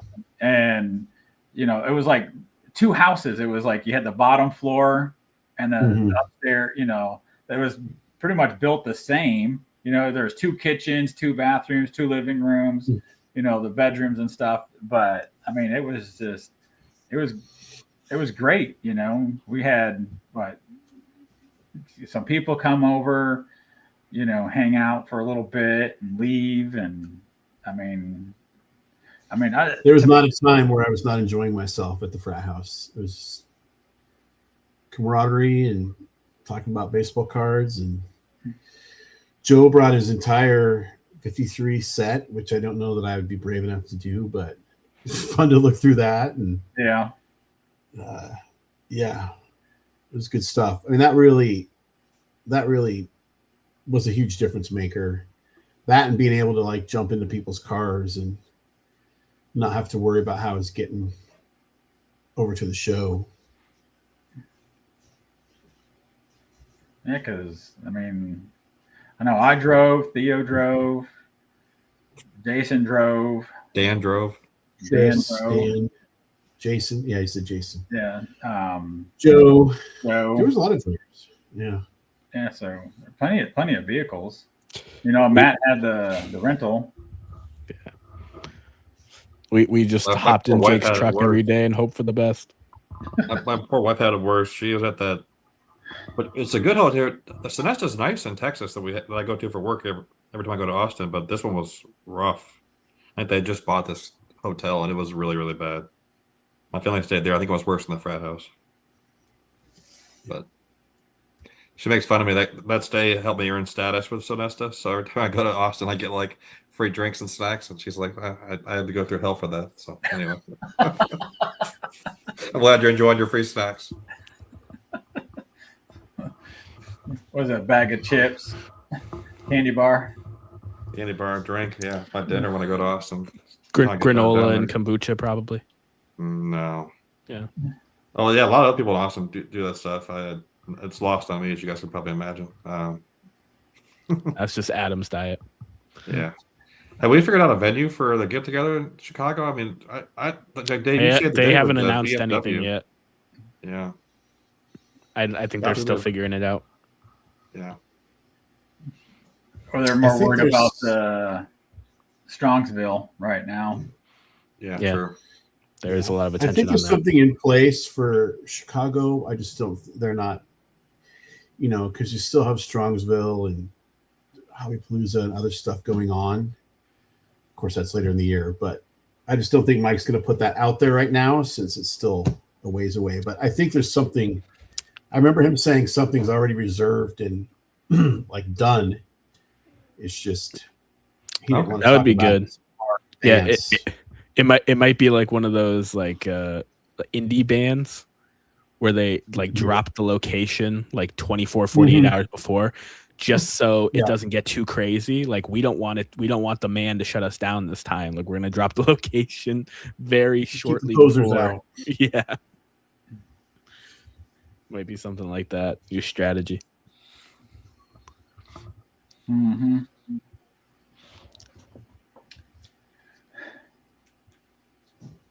Yeah. Orlando's here set up first, and then hopefully a trade night. So I don't know.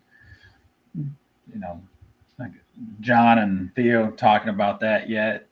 I have no idea. Is John even going to Strongsville? Yeah. I believe so, yeah. I'm still showing cards. I like it. I got a ton of cards to show, man. Just mixing them in. Show them. Just Greatest Heroes is a great set to look at. 71, right? Yeah, the greatest moments. My first Benny, Bill White. Oh, nice. Yeah, the 62 Venezuelans are some of my favorites because they actually are in Spanish on the back. Oh, yeah. Oh, I like that. Yeah. Yeah, great colors. I was surprised that he didn't get into the Hall of Fame the last time. Yeah. That the contributor ballot was up. He's getting up there in age. Well, I did buy his rookie card, so I do have it ready when he does get in, so I don't have to worry about it. I showed one cash earlier. Here's another cash, and I just got from Phil. Got a Mookie special pinhole at the very top, but a lot. That's a These great cash image. was really nice. I see the pinhole. Yeah, the pinhole's just right there. Yeah. But it's okay.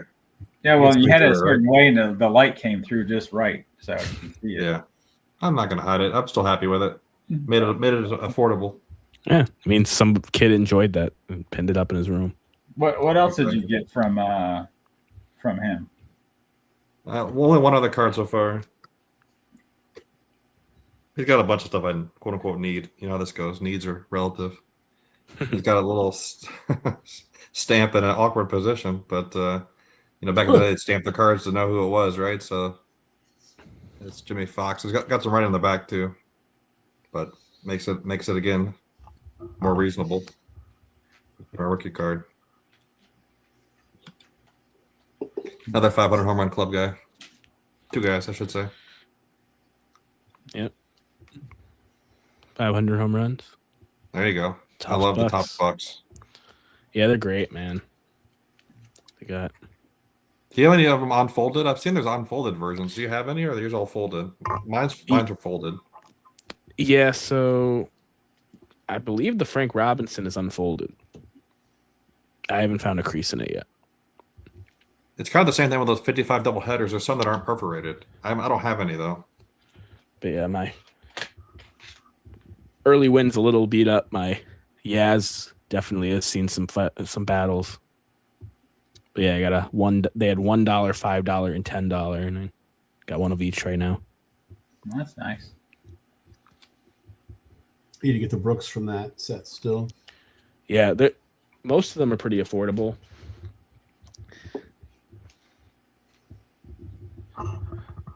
It's just the fun innovation of tops that happened in the late 50s, but really the 60s into the early 70s is really fun. When they were the only show in town, they started saying, what else can we do?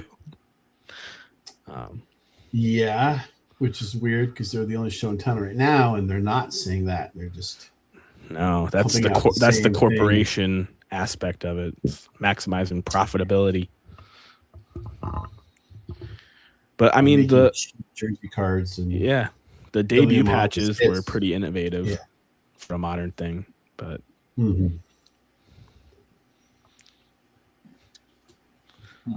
if you don't pull those, you're kind of priced out immediately, even for guys that are gonna have a cup of coffee in the majors.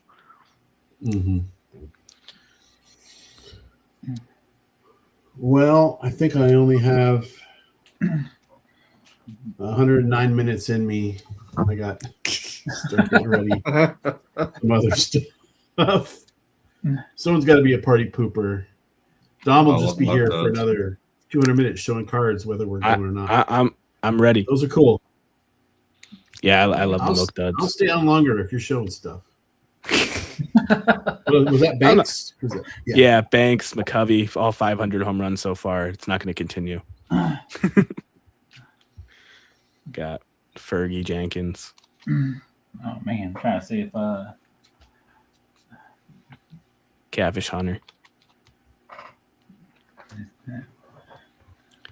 Tommy John should be in the Hall of Fame, and maybe the most Did you get all those overlooked together? No, I bought these.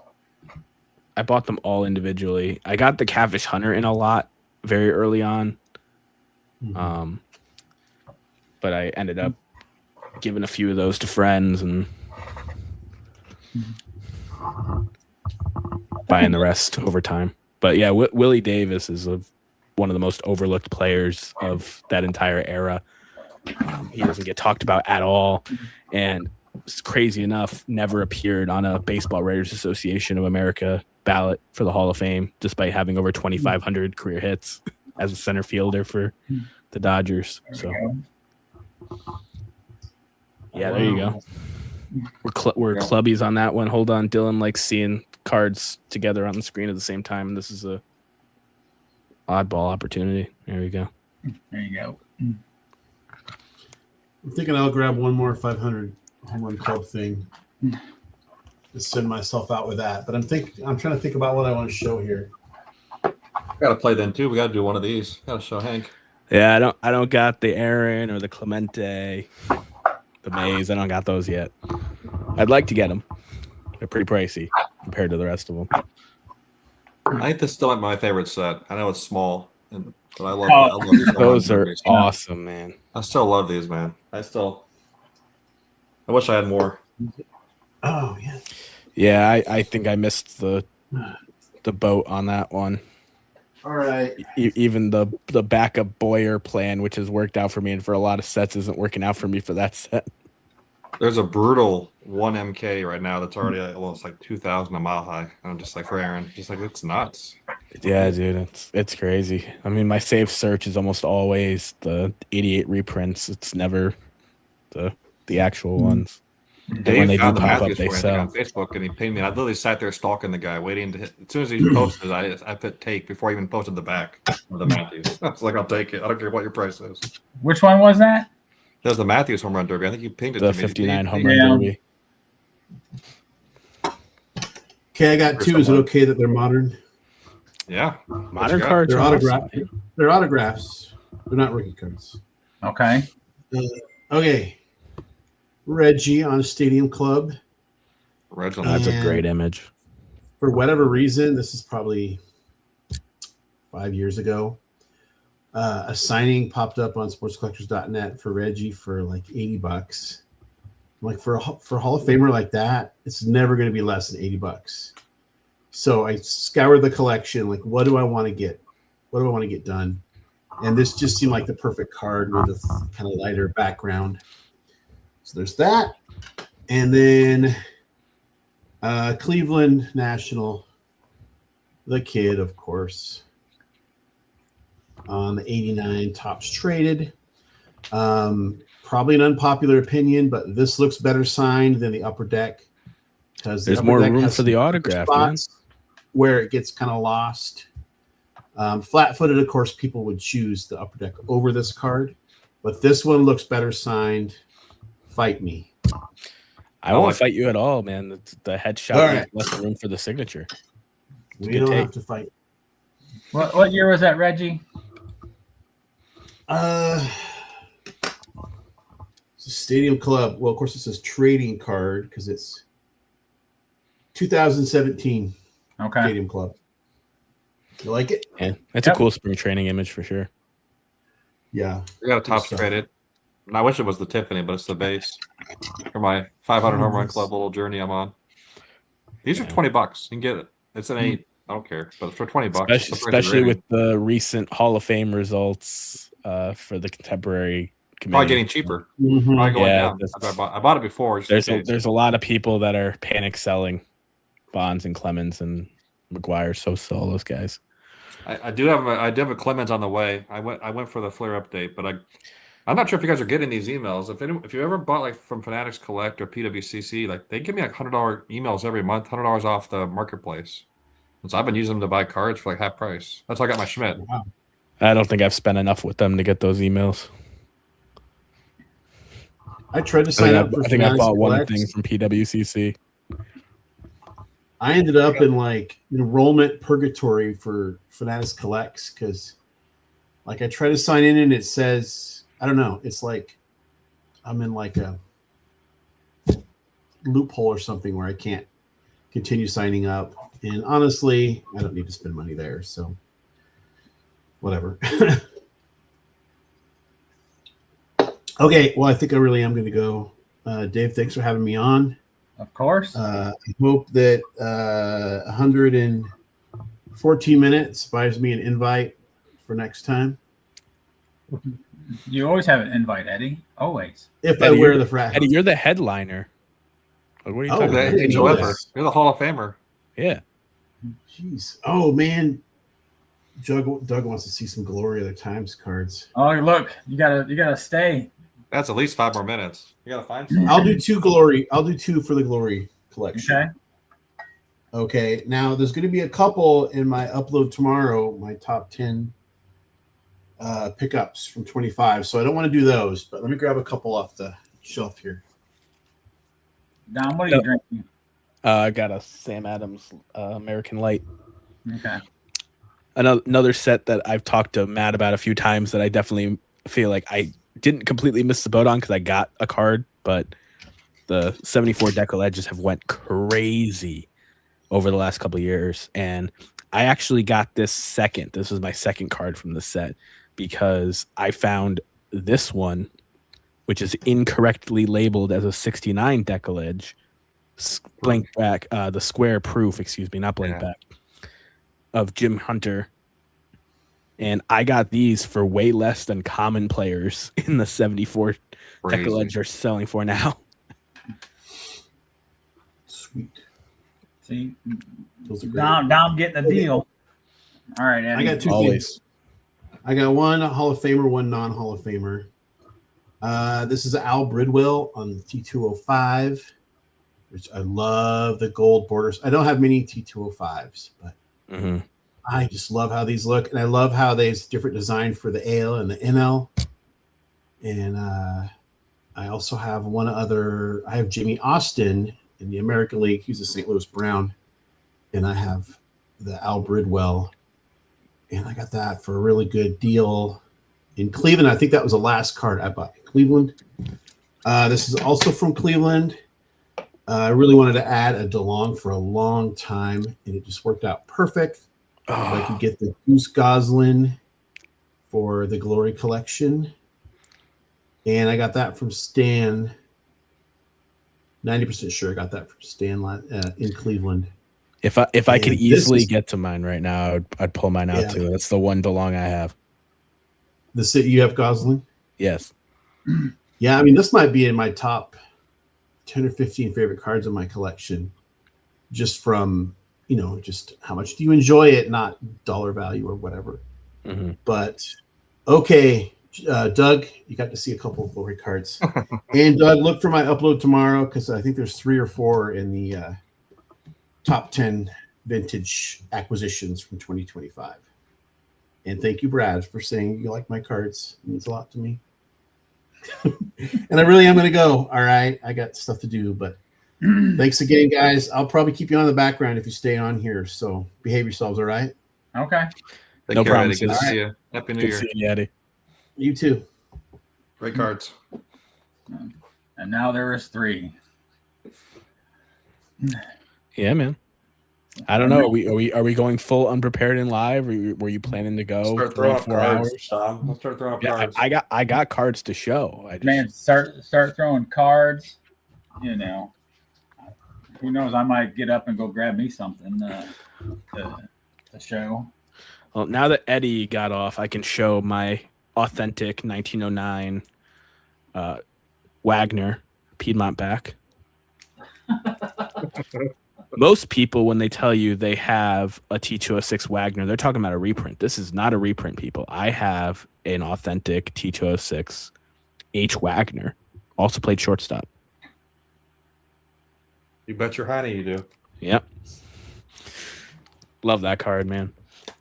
When I found out it existed, I needed to have it. Red Sox player as well. So extra bonus there. Another tough set. The 62 Pittsburgh exhibit. I got my Ken Boyer discount on this one. Sells for way less than the Hall of Famers do. Seems like a fine line. Should be in the Hall of Fame. 5 of Hearts. These are blank backs that were distributed at Kennywood Amusement Park in Pittsburgh. Love that card. Well, if you guys don't object and stuff, I might throw the link up in the chat and see who pops in. Oh man, you're gonna play chat. You're gonna play chat roulette tonight. Chat roulette. You guys want to play chat roulette? See who It's a pops dangerous game, Dave. It's a dangerous game. You're all right with that, Matt? Of course, I'm about to go into Bazooka Land. No, I was unprepared for that, and we're live, so let's do it. All right. So I'm pasting in the chat, opening it up to who wants to join in now. Because normally I just throw the link up in the chat ahead of time and see you know. I'm gonna put a request in the chat. If anyone can help me find a panel, I need one more panel. Okay. I will pay you a bounty. All right, let's start running through them. All right. Let's see. All right, Dave, you're with me about this one. This is the 60 spawn panel. Yep. 61 spawn panel. Pardon the price on this one. This was a national pickup from this year. 62 spawn panel. He's only in 5 years, so it won't take long for spawn. It's all good, Orlando. 64. So those are all the spawn ones. He's only on 5. All right, which one are you looking for? We'll get to the Aaron's. That's the one I'm missing. Is an Aaron okay. one. Eddie is only on 2. 61. Pretty tough. There's like a handful of those. This one's super tough. There's only 3 of these graded. 62 Matthews. He's short printed that year. Okay. I love the 62s. The color on the bottom of those are really nice. But Oh, Veda Pinson. There we go. there you A go. real star of that panel. Let's see. Now there's technically 2 Aaron panels I need if you count the numbered. The 71 numbered is super tough, but let's see. The one I'm missing is the one that's first, the 60 panel. I don't have it. That's what I'm looking for. So if you guys have it, please let me know. Here's the 62 for Aaron. The 60 Aaron Bazooka panel. Okay. Here's 63. A lot of Killebrew. I got a lot of Killebrew's on a lot of these because whether it's with Spawn or with Aaron's, I end up having a lot of the Killebrew run already too. Another one with Killebrew. It blows my mind that people would cut up the complete box but keep it in a panel. I agree. Another one with Killebrew. A lot of Killebrews. And then this is where just they pulled a top so most maybe since they're party top 66 you had to know about the different players because he's number 9 in both years 66 and 67. There's 66, 67, and then 68. There's only one of these because only one person was dumb enough just to cut off the ends and lay it out flat. I got the 68 panel. Marishall's on there too. And then he wasn't in 69. He wasn't in 61. I don't know if I mentioned that. And then 78, they didn't have him. And then 71, I just got this one. This is the last one I got. So I have 15 of the 16 panels. Nice. Brooks was on that one with them. Yep. And then Stukes, we did a trade. Oh, keep me honest here, Scott, if you're still in here. I think we traded, was it the Pittsburgh exhibit, Killebrew, and then some fiat, some money. He gave me these 2 proofs. I know, Dom, you love proofs. These are both from 61 for Spawn. So just 2 of them, but still. The only proofs I have are those, but I love those. Of course, they're always authentic. But I love Bazooka. Oh, my gosh. One of my favorite little runs. There you go. Scott remembered. I thought it was the exhibit. But yeah, I know I mentioned Phil Gary. He did it. He likes the bazookas too. So they're a fun little set. Okay, we can let Don go back. Sorry, I can show something else if you want, but Nope. You're good. I gotta sell them. I own one bazooka box. oh, nice. 65. Jim Bunning on it. I got a few boxes here somewhere. I don't want. There are too many drawers. 20 piece. And it's got a little mantle on there. I gotta say, I see a mantle peeking out over there in the extra. Yeah. But yeah, these are really cool. I like I said, I just don't understand having the complete box and just cutting out the panel. There's way more panels out there than makes sense in my brain. But they're really awesome cards, and they also over the last couple of years have grown exponentially in terms of people looking for them and paying prices on the single cards, the boxes, the panels, all the above. Yeah, I try to get all of them, but I realize now the boxes are going to be impossible. There was a 60 spawn box at a recent auction went for like 5,000, and I was like, oh, if that's what a spawn 60 costs, what's the Aaron going to cost, right? So I know I showed the yellow letters. I also had the white letter for the 59. I love the 59 bazookas. These are my favorites still. They're great. I got this with Stukes. We got this, I think it was Scott, and we got the I call it the Dexter card. Is it the oh my God, those Swift meats. Swift meats. Thank you. Yeah, I'm not sure where that's at right now, but it's here somewhere. But yeah, we got that at a table together. Yeah, Frank. It's like May of 23. Well, you need to put that up with the yellow name. What's that? He wants to see them side by side. Oh yeah, it's the same image. I know that, but it's Someone got this. This one got marked on the back. I'll show the front just a second. Someone got a set of 8 of these for $1. That's what they're marketing. Someone was pricing these. But there's I'm not good with this, guys. Look, can you guys see them? There we go. Yeah, because you can see the bottom is different. It's different. Yeah, it's different. Yeah. Blue and green. The blue really pops. Yeah. That one literally PWCC is it sold for half the price it sold the time before. I was all over that one. I remember right where I was at. I was at the parking lot, pulled over to buy that on a Sunday night. Nah, like many things, the first bazooka issue I think is undoubtedly the best. I love the Cepeda image of him stretching at first base, and I recently found out that Boyer is also in that set. He's a tough card, but he's in that set. So hope I can get one of those two guys someday down the road. I think my Brad had a question. I think I don't know if it's wider.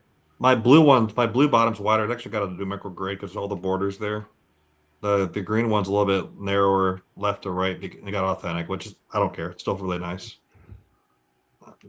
And I got a really good price. I was happy with it.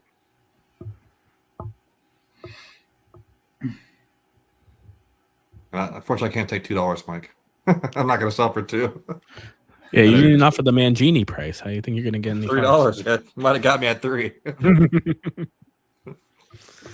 Yeah, still have my Aaron cards, guys. I didn't sell anything. I should say that I've sold some dupes, and I've sold like I bought and sold a couple cards. And I never got a chance to even show them on here. I had an Orange Borders card that I sold to put towards the rookie card. And then I sold some Hornsbys that I planned to buy back in lower grades. I kind of had a pivot to focus on quantity more so than quality, just to get more cards. Like that's why I see a lot of the rookie cards on mine are ones or authentics. I just want to have a copy. So more probably like Aaron Valley Vintage or Chris from Missouri. Just want to have the card. In the collection. Buy the card, not the grade. So some of these cards you just can't afford to have. I mean, perfect eye appeal. Unfortunately, if you want all of them. Or at least, most of them. I like buying the card, not the grade or the slab. Just no slab. Yeah. No, I'm serious. Get the card. Like, I don't care if it's in a PSA, SGC, CGC, Beckett. Like, I'm looking at the card. I'm not looking at what slab it's in. That's what I do. Oh yeah, and I mean the Matthews is in a Beckett slab, right? At the time, it was by far my most valuable card. I don't care. And now I guess it's come part of on, my Fiesta. Matthews. My Matthews is in a SGC.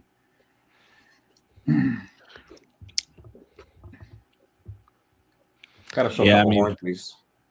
The whole buying the card, not the grade, like that's kind of what that is. It's like it doesn't matter if it's in a slab or what slab it's in or what the number says. Like you want to own that copy. Yeah. We'll do one more cash in. This is the Hornsby cash in. Again, it's a 2. Don't care. Oh man, But I love some Hornsby from Raja. So he's my 4th player. I now collect as much as I can find. Well, I feel like at the National, I feel like I'm going to buy Hornsby. Just because of our back and forth text, Matt, about things. And that's how I ended up with the Collins. Yeah. I think I pulled my Collins. I finally got a Collins myself. Not in nice. Mine's not great condition, but I finally picked up one at TIA. My first, I guess, American Caramel card or whatever. But yeah, Collins is great. He's so underrated. I mean, his WAR is like 120 at a position that's not, known for high WAR players, right? He and Hornsby like stand alone, way above even Morgan, right? But and I think he was the 3rd or 4th player to reach 3,000 hits. Yeah. He kind of has a goofy look on his face in this picture. I don't know. It's kind of silly, but I don't know. I like it. Well, you want to pull that up solo? So it doesn't matter. Show it solo. So. Oh my god, my screen's so bad. You guys seen any of this? My camera's old. It's got the color match, man. It's popping. Yeah. Okay. Yeah, I got the old SGC label again. I have a lot of cards with old SGC labels. Mine's a raw. Heck yeah. The black and white for the win.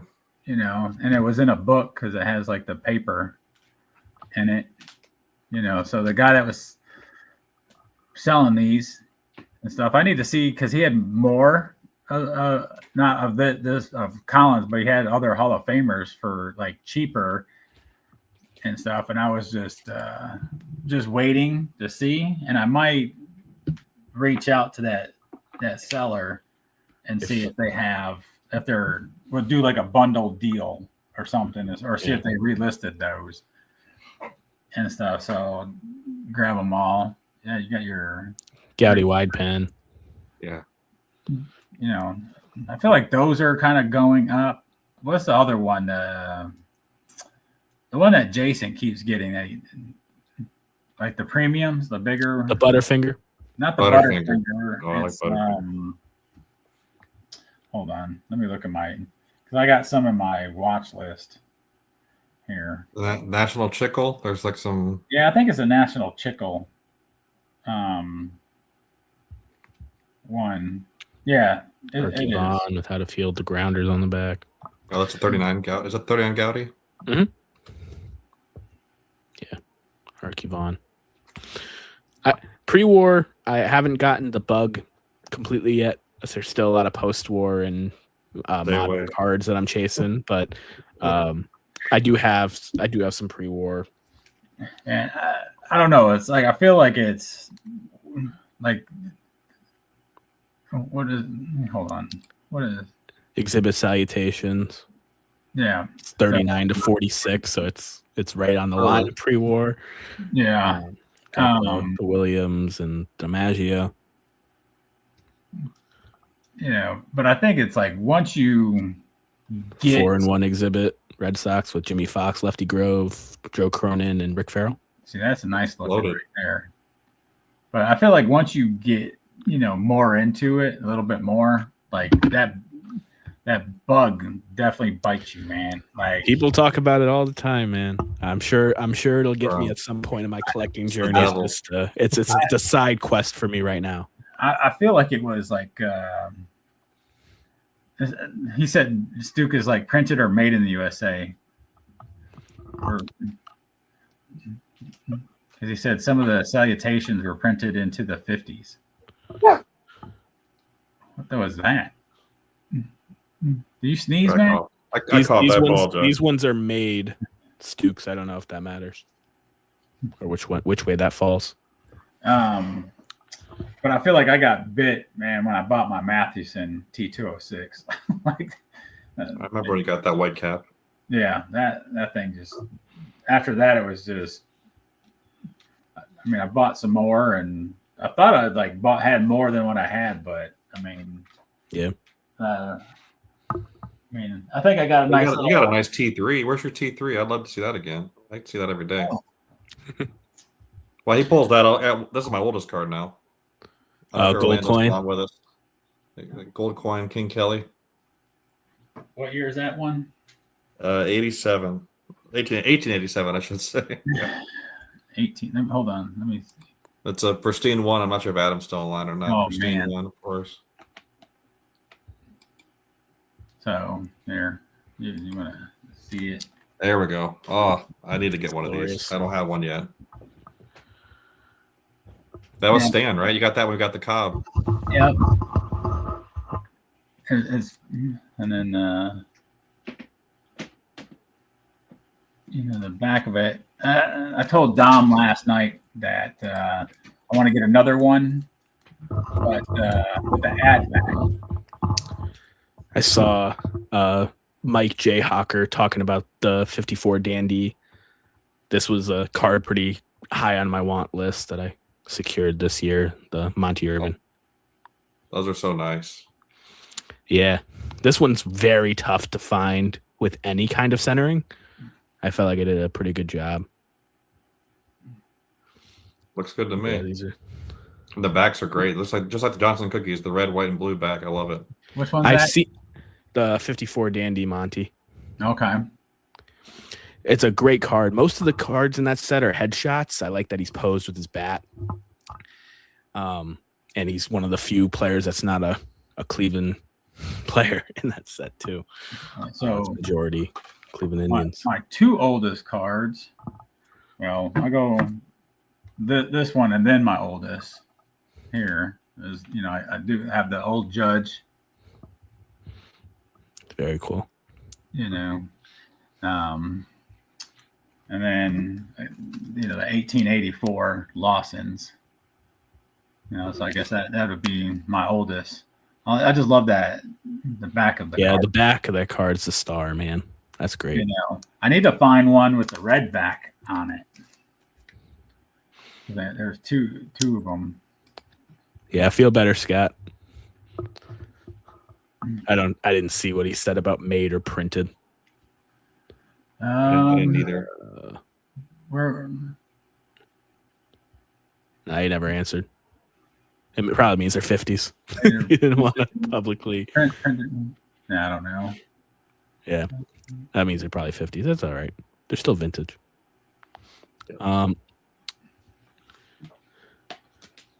Yeah, my favorite pre-war item in my collection, outside of maybe the owning a Wagner, I love my worst cigar, Lefty Gomez. Oh yeah, that image is on my just list, killer. too. This set, every card is single-digit pop. Like they're really tough. You bought that card off of one of Stuke's friends. Yes, a local dealer to Scott, a Minnesota dealer, had 2 stacks of worst cigar, and they're not easy cards to find. And the Gomez was already priced pretty fair. The dealer was not at the table at the time, so the guy who was helping him with the table said, "I could knock this off if you're interested, but I can't give you a bigger discount without him giving the okay," kind of thing. And I said, "Okay, I'll think about it." And I talked to John Mangini in the lobby 15-20 minutes later, and he was just like, "Oh, that's a phenomenal price." So I was like, "Okay." I was already considering buying it. Let me go back. And there was a guy in front of me that made a deal for the Lou Gehrig and a few other lower name guys. Thankfully, he didn't need the Lefty Gomez. So the dealer had just made a big deal. And I was just like, "Hey, he said that you could do this on this card. Would you do this?" He countered me. He was just like, I gave this kind of discount to that guy. And I ended up getting it for $160. Nice. Which, wow, for how rare the card is, I was very happy to do so. Yeah, I was trying to find one the other day, but I couldn't find anything I wanted. So Yeah. There's 32 War cigars, which are the Minneapolis Millers minor league cards, and then 33's got all the big league guys. But they were mail-ins. You had to send the cigar bands in to their factory in Minnesota, and they would send back the premiums through the mail. But yeah, they're big, imagine, they're big money. was it with the Red Heart dog food? If you had to send the cans back into the company to get the set. Mm-hmm. That'd be crazy. So what other, like, do you have anything else that's like rare issue? I don't know if I have anything rarer than a War cigar. I got 52 Num Num potato chips. Who's that? That's an early win. Okay. This one doesn't have the tab, but PSA strangely doesn't give it a number grade if it doesn't have the tab. I didn't know that, but with the tab, they're all authentic. The tab would say the player's name on it, but you had to cut the tab off and submit it to get into their contest. But this is also another set where there's a lot of headshots. This is Cleveland team only. But Early Win has this nice wind up image, and the Larry Doby is a beautiful card. He's running in on a fly ball in the outfield. I'd love to own that card someday. Here's another single pop card. I wish it was what the label says it is. That would be a lot more valuable card, but SGC screwed it up. It's the 21 standard biscuit Hornsby. There's 4 of these. SGC is graded. PSA is graded none. It's got, you can tell it's like an album or something. There's all the glue residue on each corner, but it's the only one that has a numerical grade. They labeled it wrong, so it won't show up in the population. The population just shows 3 authentics. But I was pretty happy to get this. I got this back when I got the orange border cob, but I kept this one. So they're pretty neat. I wish it was the 17, which is this is the D-Fit. This is the D350-3. The -2 is 1917. It'd be worth tens of thousands of dollars instead of just a couple $1,000. Yeah, I got a couple more alternative rookies that are from rarer sets than the tops ones that they're in. This is the San Francisco Call Bulletin, Orlando Cepeda. This one has the tab on it. You had to cut off the tab on the bottom to play the local lottery. This is a newspaper issue, only San Francisco Giants. Rookie year, Orlando Cepeda. And it's got their schedule on the back with the giant payoff dial. The number, 64 Cons, Louis Tiant, 65, excuse me. Louis Tiant with his minor league stats on the back, the winner of the world awaited Cons. And shout out Sammy, I know he was in the chat earlier, he left. The 67 Mets postcard of Tom Seaver. This is one where this was actually more affordable to me than the rookie card itself because he's a 67 high number SP. But love this card. Got the Mets logo on the back. Some of these are blank back as well. I prefer this. This was one that Sammy let me make payments on to get, and it's my Seaver rookie example in my collection right now and maybe forever with the way that card's priced. That's awesome. I love that set. They did a set for the Mets in '65. There's a spawn that I had a hard time finding those. Mm-hmm. Yeah, some of the team issues are pretty dang tough. Just because they weren't mass distributed. It was local and it was like very specific to a process to get them. Yeah. So,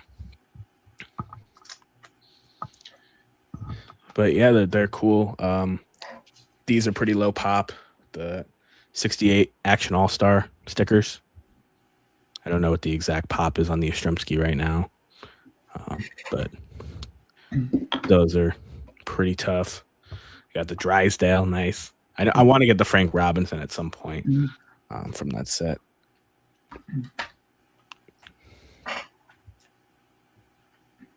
I had mine. I don't know where mine's at. Let me see. Here somewhere. They're like, here's a card. Nope, I got one too. Like, I don't know. Like Sammy gave me this. I thought it was kind of a cool thing. Like this. Yeah. These, Those are dope. I forgot what the name of the company is, but I have the Kofax. I don't know. It says Dimensional Research. Yeah. Like, was it Birch Game or something like that on the back? I can't see. It's kind of smudged, but yeah, it was such a cool little gift. There we go. We all got our Action All Stars. I love these. There's the other one with the 3, but All right, Matt. Yeah. oh, sorry. Yeah, love it. This is all for Dylan when he watches this like 3 weeks later. Yeah. Watches the rest of it. Here's another tough one. This one's only got a few of these. This is yeah. came from the Dayton Daily News in 1970. Mm-hmm. They're all mostly great authentic, but anyway. Man, I never seen that before. Mm-hmm. They called them bubbleless gum cards or whatever. Yeah, there's a lot of stars in that one. But yeah, this 67 Yastrzemski, I think is like a pop 11 or 12 team issue from his Triple Crown Impossible Dream season. Yeah. Rare image of him smiling too. he was a little grumpy during a lot of his playing career. But issues like that. The McGregors aren't super easy. This one I actually like a lot, the Al Lopez, because it's showing off the McGregor glove in the image, which most of them aren't. And I actually got such a good deal on these on COMC. There was 2 of them that were listed for less than the price of grading. They were just, I don't know why the seller wanted to get rid of them so bad. And I sent one of these over to Hugo, Signs of the Pastime, because his Al Lopez video is one of my favorite videos he's ever done. Yeah. And me and him share this card now. So cool stuff like that. I showed the preferred product stuff. I'm flipping through stuff that I brought.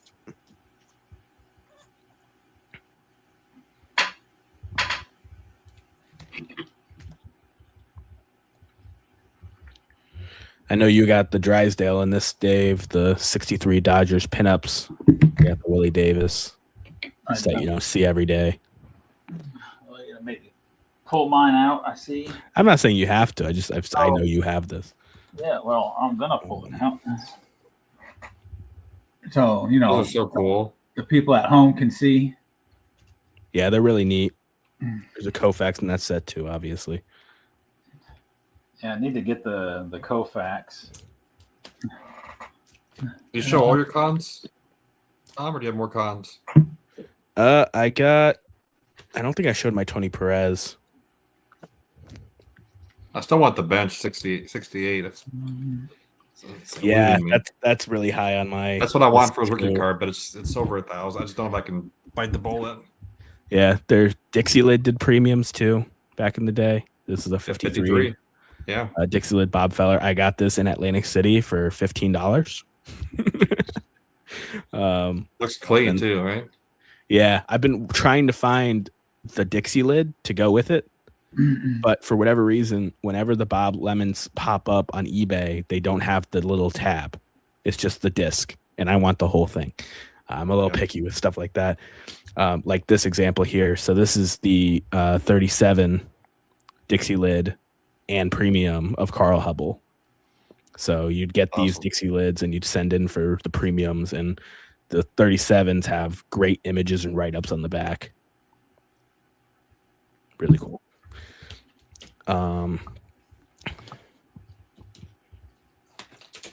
This is a Stukes exclusive. These are pretty rare. A few guys in the community have them now. 1960 Minneapolis Millers team picture with Carl Yastrzemski in the front row. Want me to grab mine? Yeah, if you got one, you can show it. They had Ted Williams go through there. Mm-hmm. Willie Mays went through there. I think a couple of people, huge Hall of Famers went through the Minneapolis Millers. Mm-hmm. This is another alternative rookie, the 61 Manny's Land, Ron Santo. So instead of getting the 61 tops That's for a good idea. I like the Manny's 25 bucks, you can get his Manny Lane photo. There we go. So I'll pull some Manny's Lands. Shout out Stooks. yep. Pulling out Manny's Lands. Manny's Lands have gone crazy. The Aaron and the 2 went for like $1,100 at CIA. I couldn't believe it. Got the feller. Oh, sweet. Is that a team issue? That's the Manny Land. Oh, okay. Hey, Dom, I think you mentioned. Oh, that's awesome. I have a couple Feller team issues. This is the 48. What's that from? Dave? Was that? What the feller? The Feller. That's awesome. And then I have Manny's Land. this one is a 49 Cleveland team issue that's actually autographed. Best wishes, Bob Feller. Becca certified. That's nice. Here was doing a lot. you mentioned about showing the glove. I got this from Coach Neal on Facebook. That's pretty cool. You got the bat. Oh, dang, that's cool. All right, my glass What year there. is that from? Says, you know how they do it, 1950, 1970s, Like, probably the 60s. Somewhere in the 60s, I'm sure. That's really cool. You got to show this one, right? Everyone loves the lake. Oh, man. Yeah, that's one of the best oddball cards ever. I love it. Yeah, because you got the Matthews and the Aaron in that too. I do. Somewhere here.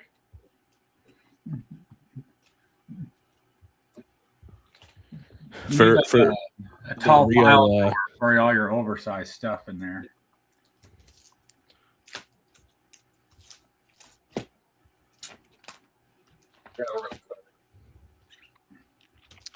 there's some really hardcore oddball people that are still watching this. I have a little side quest that I've been doing. The San Diego Padres partnered with the Family Fun Center, which was an amusement park out in California, and they did team issues. And excuse me. So they did oversized ones in 77. I got the Dave Winfield. The 78 has a pre-rookie of Ozzie Smith and a really cool write-up on the back. 79 are perforated. They came in bigger sheets. And there's a 1980 Dave Winfield of him kneeling. It's a white border. It's more like this size. Had a save search on eBay forever. I want to find one to complete that run of Family Fun Center, Padres, Dave Winfields. I have a little side collection of some Dave Winfield stuff. There's the Aaron. Thick and span. I'm not sure you can see it or not. I got too much junk. That's Matthews. Sorry, Matthews. Wrong one. I'll have to check that out, Brad. The Smiths are great. And he's laying Aaron. Are you looking for the Matthews, or I mean not the Matthews, the Winfield or the Smith? I'm looking for the Winfield. Okay. The 1980s, I don't think were as mass produced. I have seen the Winfield in an uncut sheet. Okay. But I'm just looking for the Winfield single as a card. I'm not trying to pay up for the panel. There's the Matthews Manny's Land. Not a big auto guy, but here's the Spawn. The only one I could find at the time was an autograph for the Manny's Land. I know you were forced to buy an auto. Yeah. Here's the Aaron spick and span. I love all these die cuts. It's like reaching for the ball. They're great, man. I told you about that Matthews that I found. I should have bought it. And then I like these Sports Exchange too. Oh, yeah. I believe. Yeah. I have a Bobby Dorr from that. I've been using that for different rookie cards for some of the other players too. That set. Mm-hmm. People are like in Bowman and Leaf that are later. Oh, there's the Jolton Joe. There you go. Yeah, you won that. Yeah, from you, Matt. Thank you. You're welcome. You donated.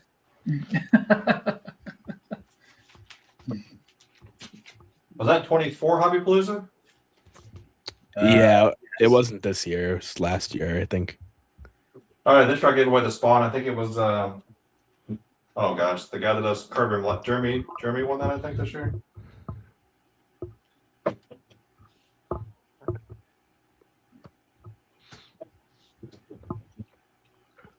I'll put these away later. There's a lot of stuff. Oh my gosh, too much junk. 1970. It's the run, throw, bunt, hit. They did Twins and I think Milwaukee Brewers. There's a Rod Carew and a Jim Cott. Those are fun. Dave Winfield has a McDonald's disc rookie 2 from 74 that I have, but it's not in these piles. Because everyone talks about the Burger King cards from the 70s, but there was some McDonald's stuff too. Here's another one I got this last year. Slab's cracked, but I love these 60 post cereals. Those are sick. Yeah, I need the Drysdale on that. Good luck, man. No, I've seen it at the National. No, I'm just saying they've gone crazy. Oh, They've yeah. gone up in price. Yeah, I'm glad I bought mine when I did. They've really gone up. I would have loved to have any player.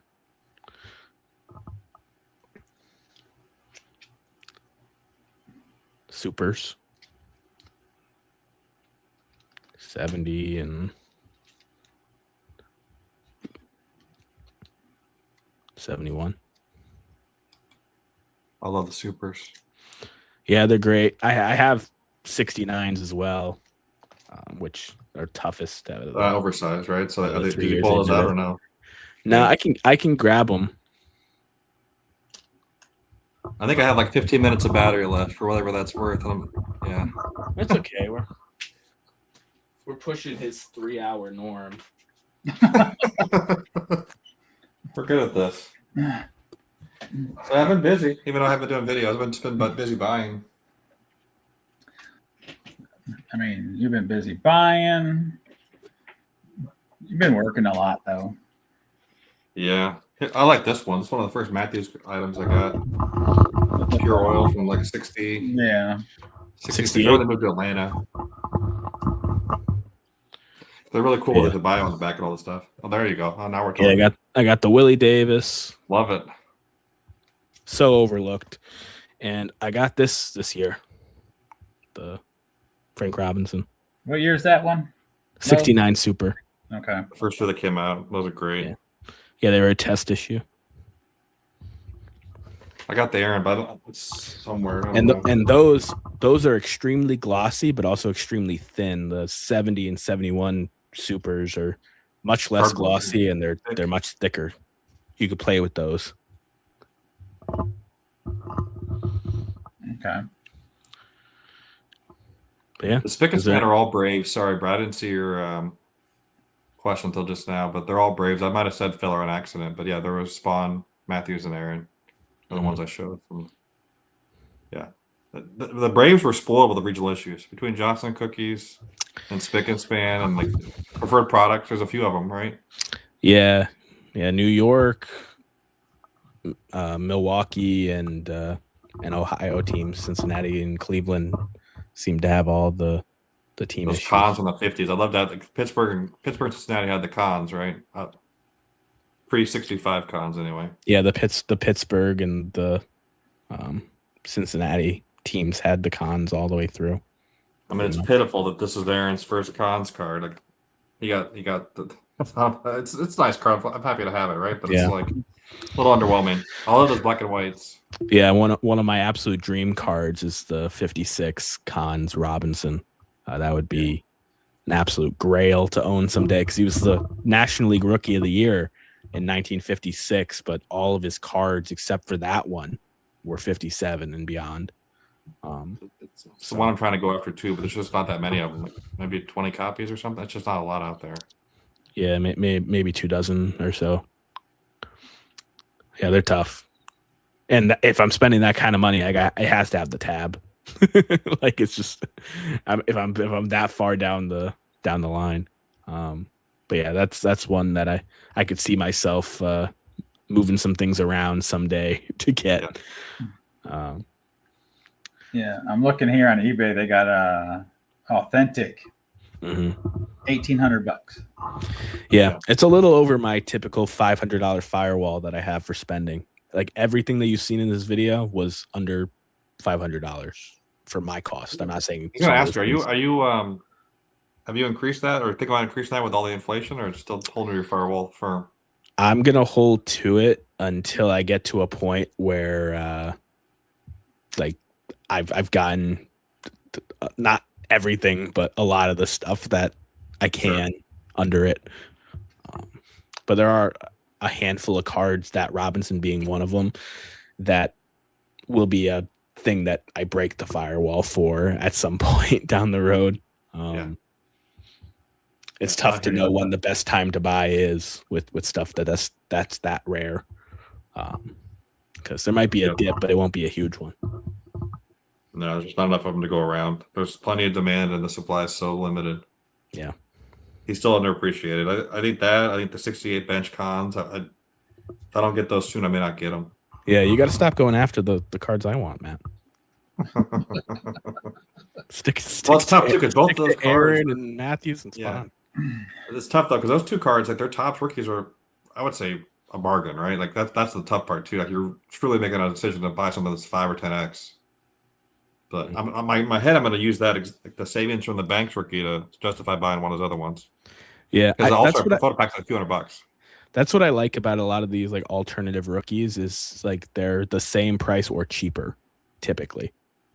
You don't have to tip, like a lot of them. You don't have to spend significantly more than what the Topps or Bowman rookie would cost you. But some of them, especially the earlier you go. are pretty pricey. I did pick up one that's about the same price as a Bowman, but I was happy to get something different just to have it. Matt's about to show something that's going to melt faces, so I'm going to just show another example of an alternative rookie. It's a stamp panel from '74 with Dave Parker on it. This was like $10. Okay. Oh, remember the stamp I was telling you about Drysdale? It was actually 69. Not 62. Oh, the bazooka stamps. Yeah. Or the top stamps. No, it was. Was it a bazooka or a top stamp? It was the bazooka. I'll grab it out and show you. Right, Matt. There is bazooka and tops in '69 for stamps. Or was it? One more time, sorry. 69 stamps. Was it bazooka and tops, or one or the other? 69 was just top stamps. Okay. The 64 is bazookas. The bazookas are 64. Okay. I messed that up in my head. Yeah, you might want to check if that's a 69 top stamp or a 64 bazooka because I don't know the difference off. No, I eBay searched it like with the photo thing and it came up as 69. Okay, that's a top stamp. Can't find what I was looking for. I picked up. I'll tell you what it is. When I find it, I'll do a video eventually. But I picked up the usual 62 bazooka. There you go. Yeah, get those bazookas, man. They're on a fast track. Oh, Matt, you weren't with me when I got this, but cool story on this one, Dom. Here, it's in my recap video for the National, but this right here. Oh man! Right. So you see the price on it, right? Mm-hmm. Yeah, I negotiated it for $50. That's a good price. Oh, but it gets better. It has both the U.S. and the Canada in it. So PJ and tops inside of there. It's backed up, double up. There's the Canada one, and the front one is the US. Have you just been like afraid to take them apart? Like, why haven't you holded them No, separately? I because it was weird because I was looking at this and I was like, why is there two things in here? Matt's like, don't do it. They're super fragile and stuff. They're And, fragile. No, they are fragile, but like I'd have to separate them. I just, I mean, here I am doing it on screen. But Yeah, that was a good deal. It was the same guy that been trying to sell on eBay forever. I told you to buy him on eBay for the OPG. It was $50. Dude, there I you said go. $50 was good for just the OPG. Top loader them separately. yeah. He puts them right back together. Well, no, I mean, here, since I got them out, I'm on as well, right? While you're doing that, Sergio, here I did find the spawn for the Mets postcard. Oh, they're nice. nice. They did a good job with those. They did. It was down at 65, and then this was my favorite postcard I got. Not one of my favorite postcards. I don't think I've seen that image until you just shown it. That's This cool. is the Bill and Bob, which is another regional thing from the Braves. It was mailed out in 56. I like all the I used to hate post like ones that went to the mail, but now I love them. That's my favorite thing about getting postcards. But they went to the mail too, and better because then it's postmarked. You know when it actually was issued. Yeah. Another fun and lower end one, the 76 Lynette. So there's a bunch of pop of color on the front, and then the back of the Red Sox have like the world's greatest cars with the write ups, the Riaz and the Jim Rice, the sailboat. There was that Aaron you showed earlier. Elton Fisk. Oh, nice. Yeah, yours is a little mintier than mine. No, the toning, but I was still happy to have it. The toning is pretty strong right here, so it's a pristine one, as Adam would say. But I'll take it. Yeah, when cards are that rare, the condition kind of goes out the window for me. Yeah, but yeah, there. I put them in separate top loaders. There you go. It's safe. Something productive was done on Unprepared and Live. Yes. There's a bazooka box. 64. So show the back side by side, Dave. Here, hold on. You're going full screen. Yeah. You can. Oh, okay. It seems like the one from Canada is a little darker. It says made in Canada at the bottom. I remember we looked at it. Yeah, they're right Yeah. there. You can see right underneath the guy. I mean, Yeah, Dave, can you multiply my cards too? yeah. Yeah, grandmas. And then I know it's kind of hard to see, but the Canada version hat is just a little bit lighter than the US one for some reason, but it's kind of hard to see here on the screen. But yeah, that was just crazy. I didn't realize that. Those are tough to find at all. I don't have the OPG tattoo for any of my guys. To then find the pair for that price is ridiculous. $25 Yeah, a I was piece. like, well, that was the deal of the show, I think, right there, because I didn't realize that. Both the seller clearly didn't realize it either. Yeah. So I was like, they're so thin they probably just thought it was one tattoo. yeah, but I was like, whatever. I think I seen one. I can't remember what the grade is though, but it's like going for like $400 just for one of these. There's going to be someone that watched all 2 hours and 48 minutes of this that's going to like start looking through all the cards they've never taken out of their top loader that they bought it in, looking for a second card now. You're going to start a witch Someone hunt, double man. back this, yeah. But it was funny when I was just like, oh, there's something. Matt's like, don't do it. They're fragile. I was like, I'm not saying like I wouldn't like necessarily be careful or potentially even wear gloves, but like separate them. Dave created a car from thin air. Yeah. Yeah. But all right, man, we're close to 3 hours. Matt's battery's about to die. We're going to close it out. You two stay behind. Thank you guys for coming. Eddie, if you continue to watch this or are still here, thank you. No, this is fun. Hopefully the first of many here in 2026. Yes. Yeah, good to see you guys. Thanks everyone for in the comments. So until then, hope to see everybody again. Out.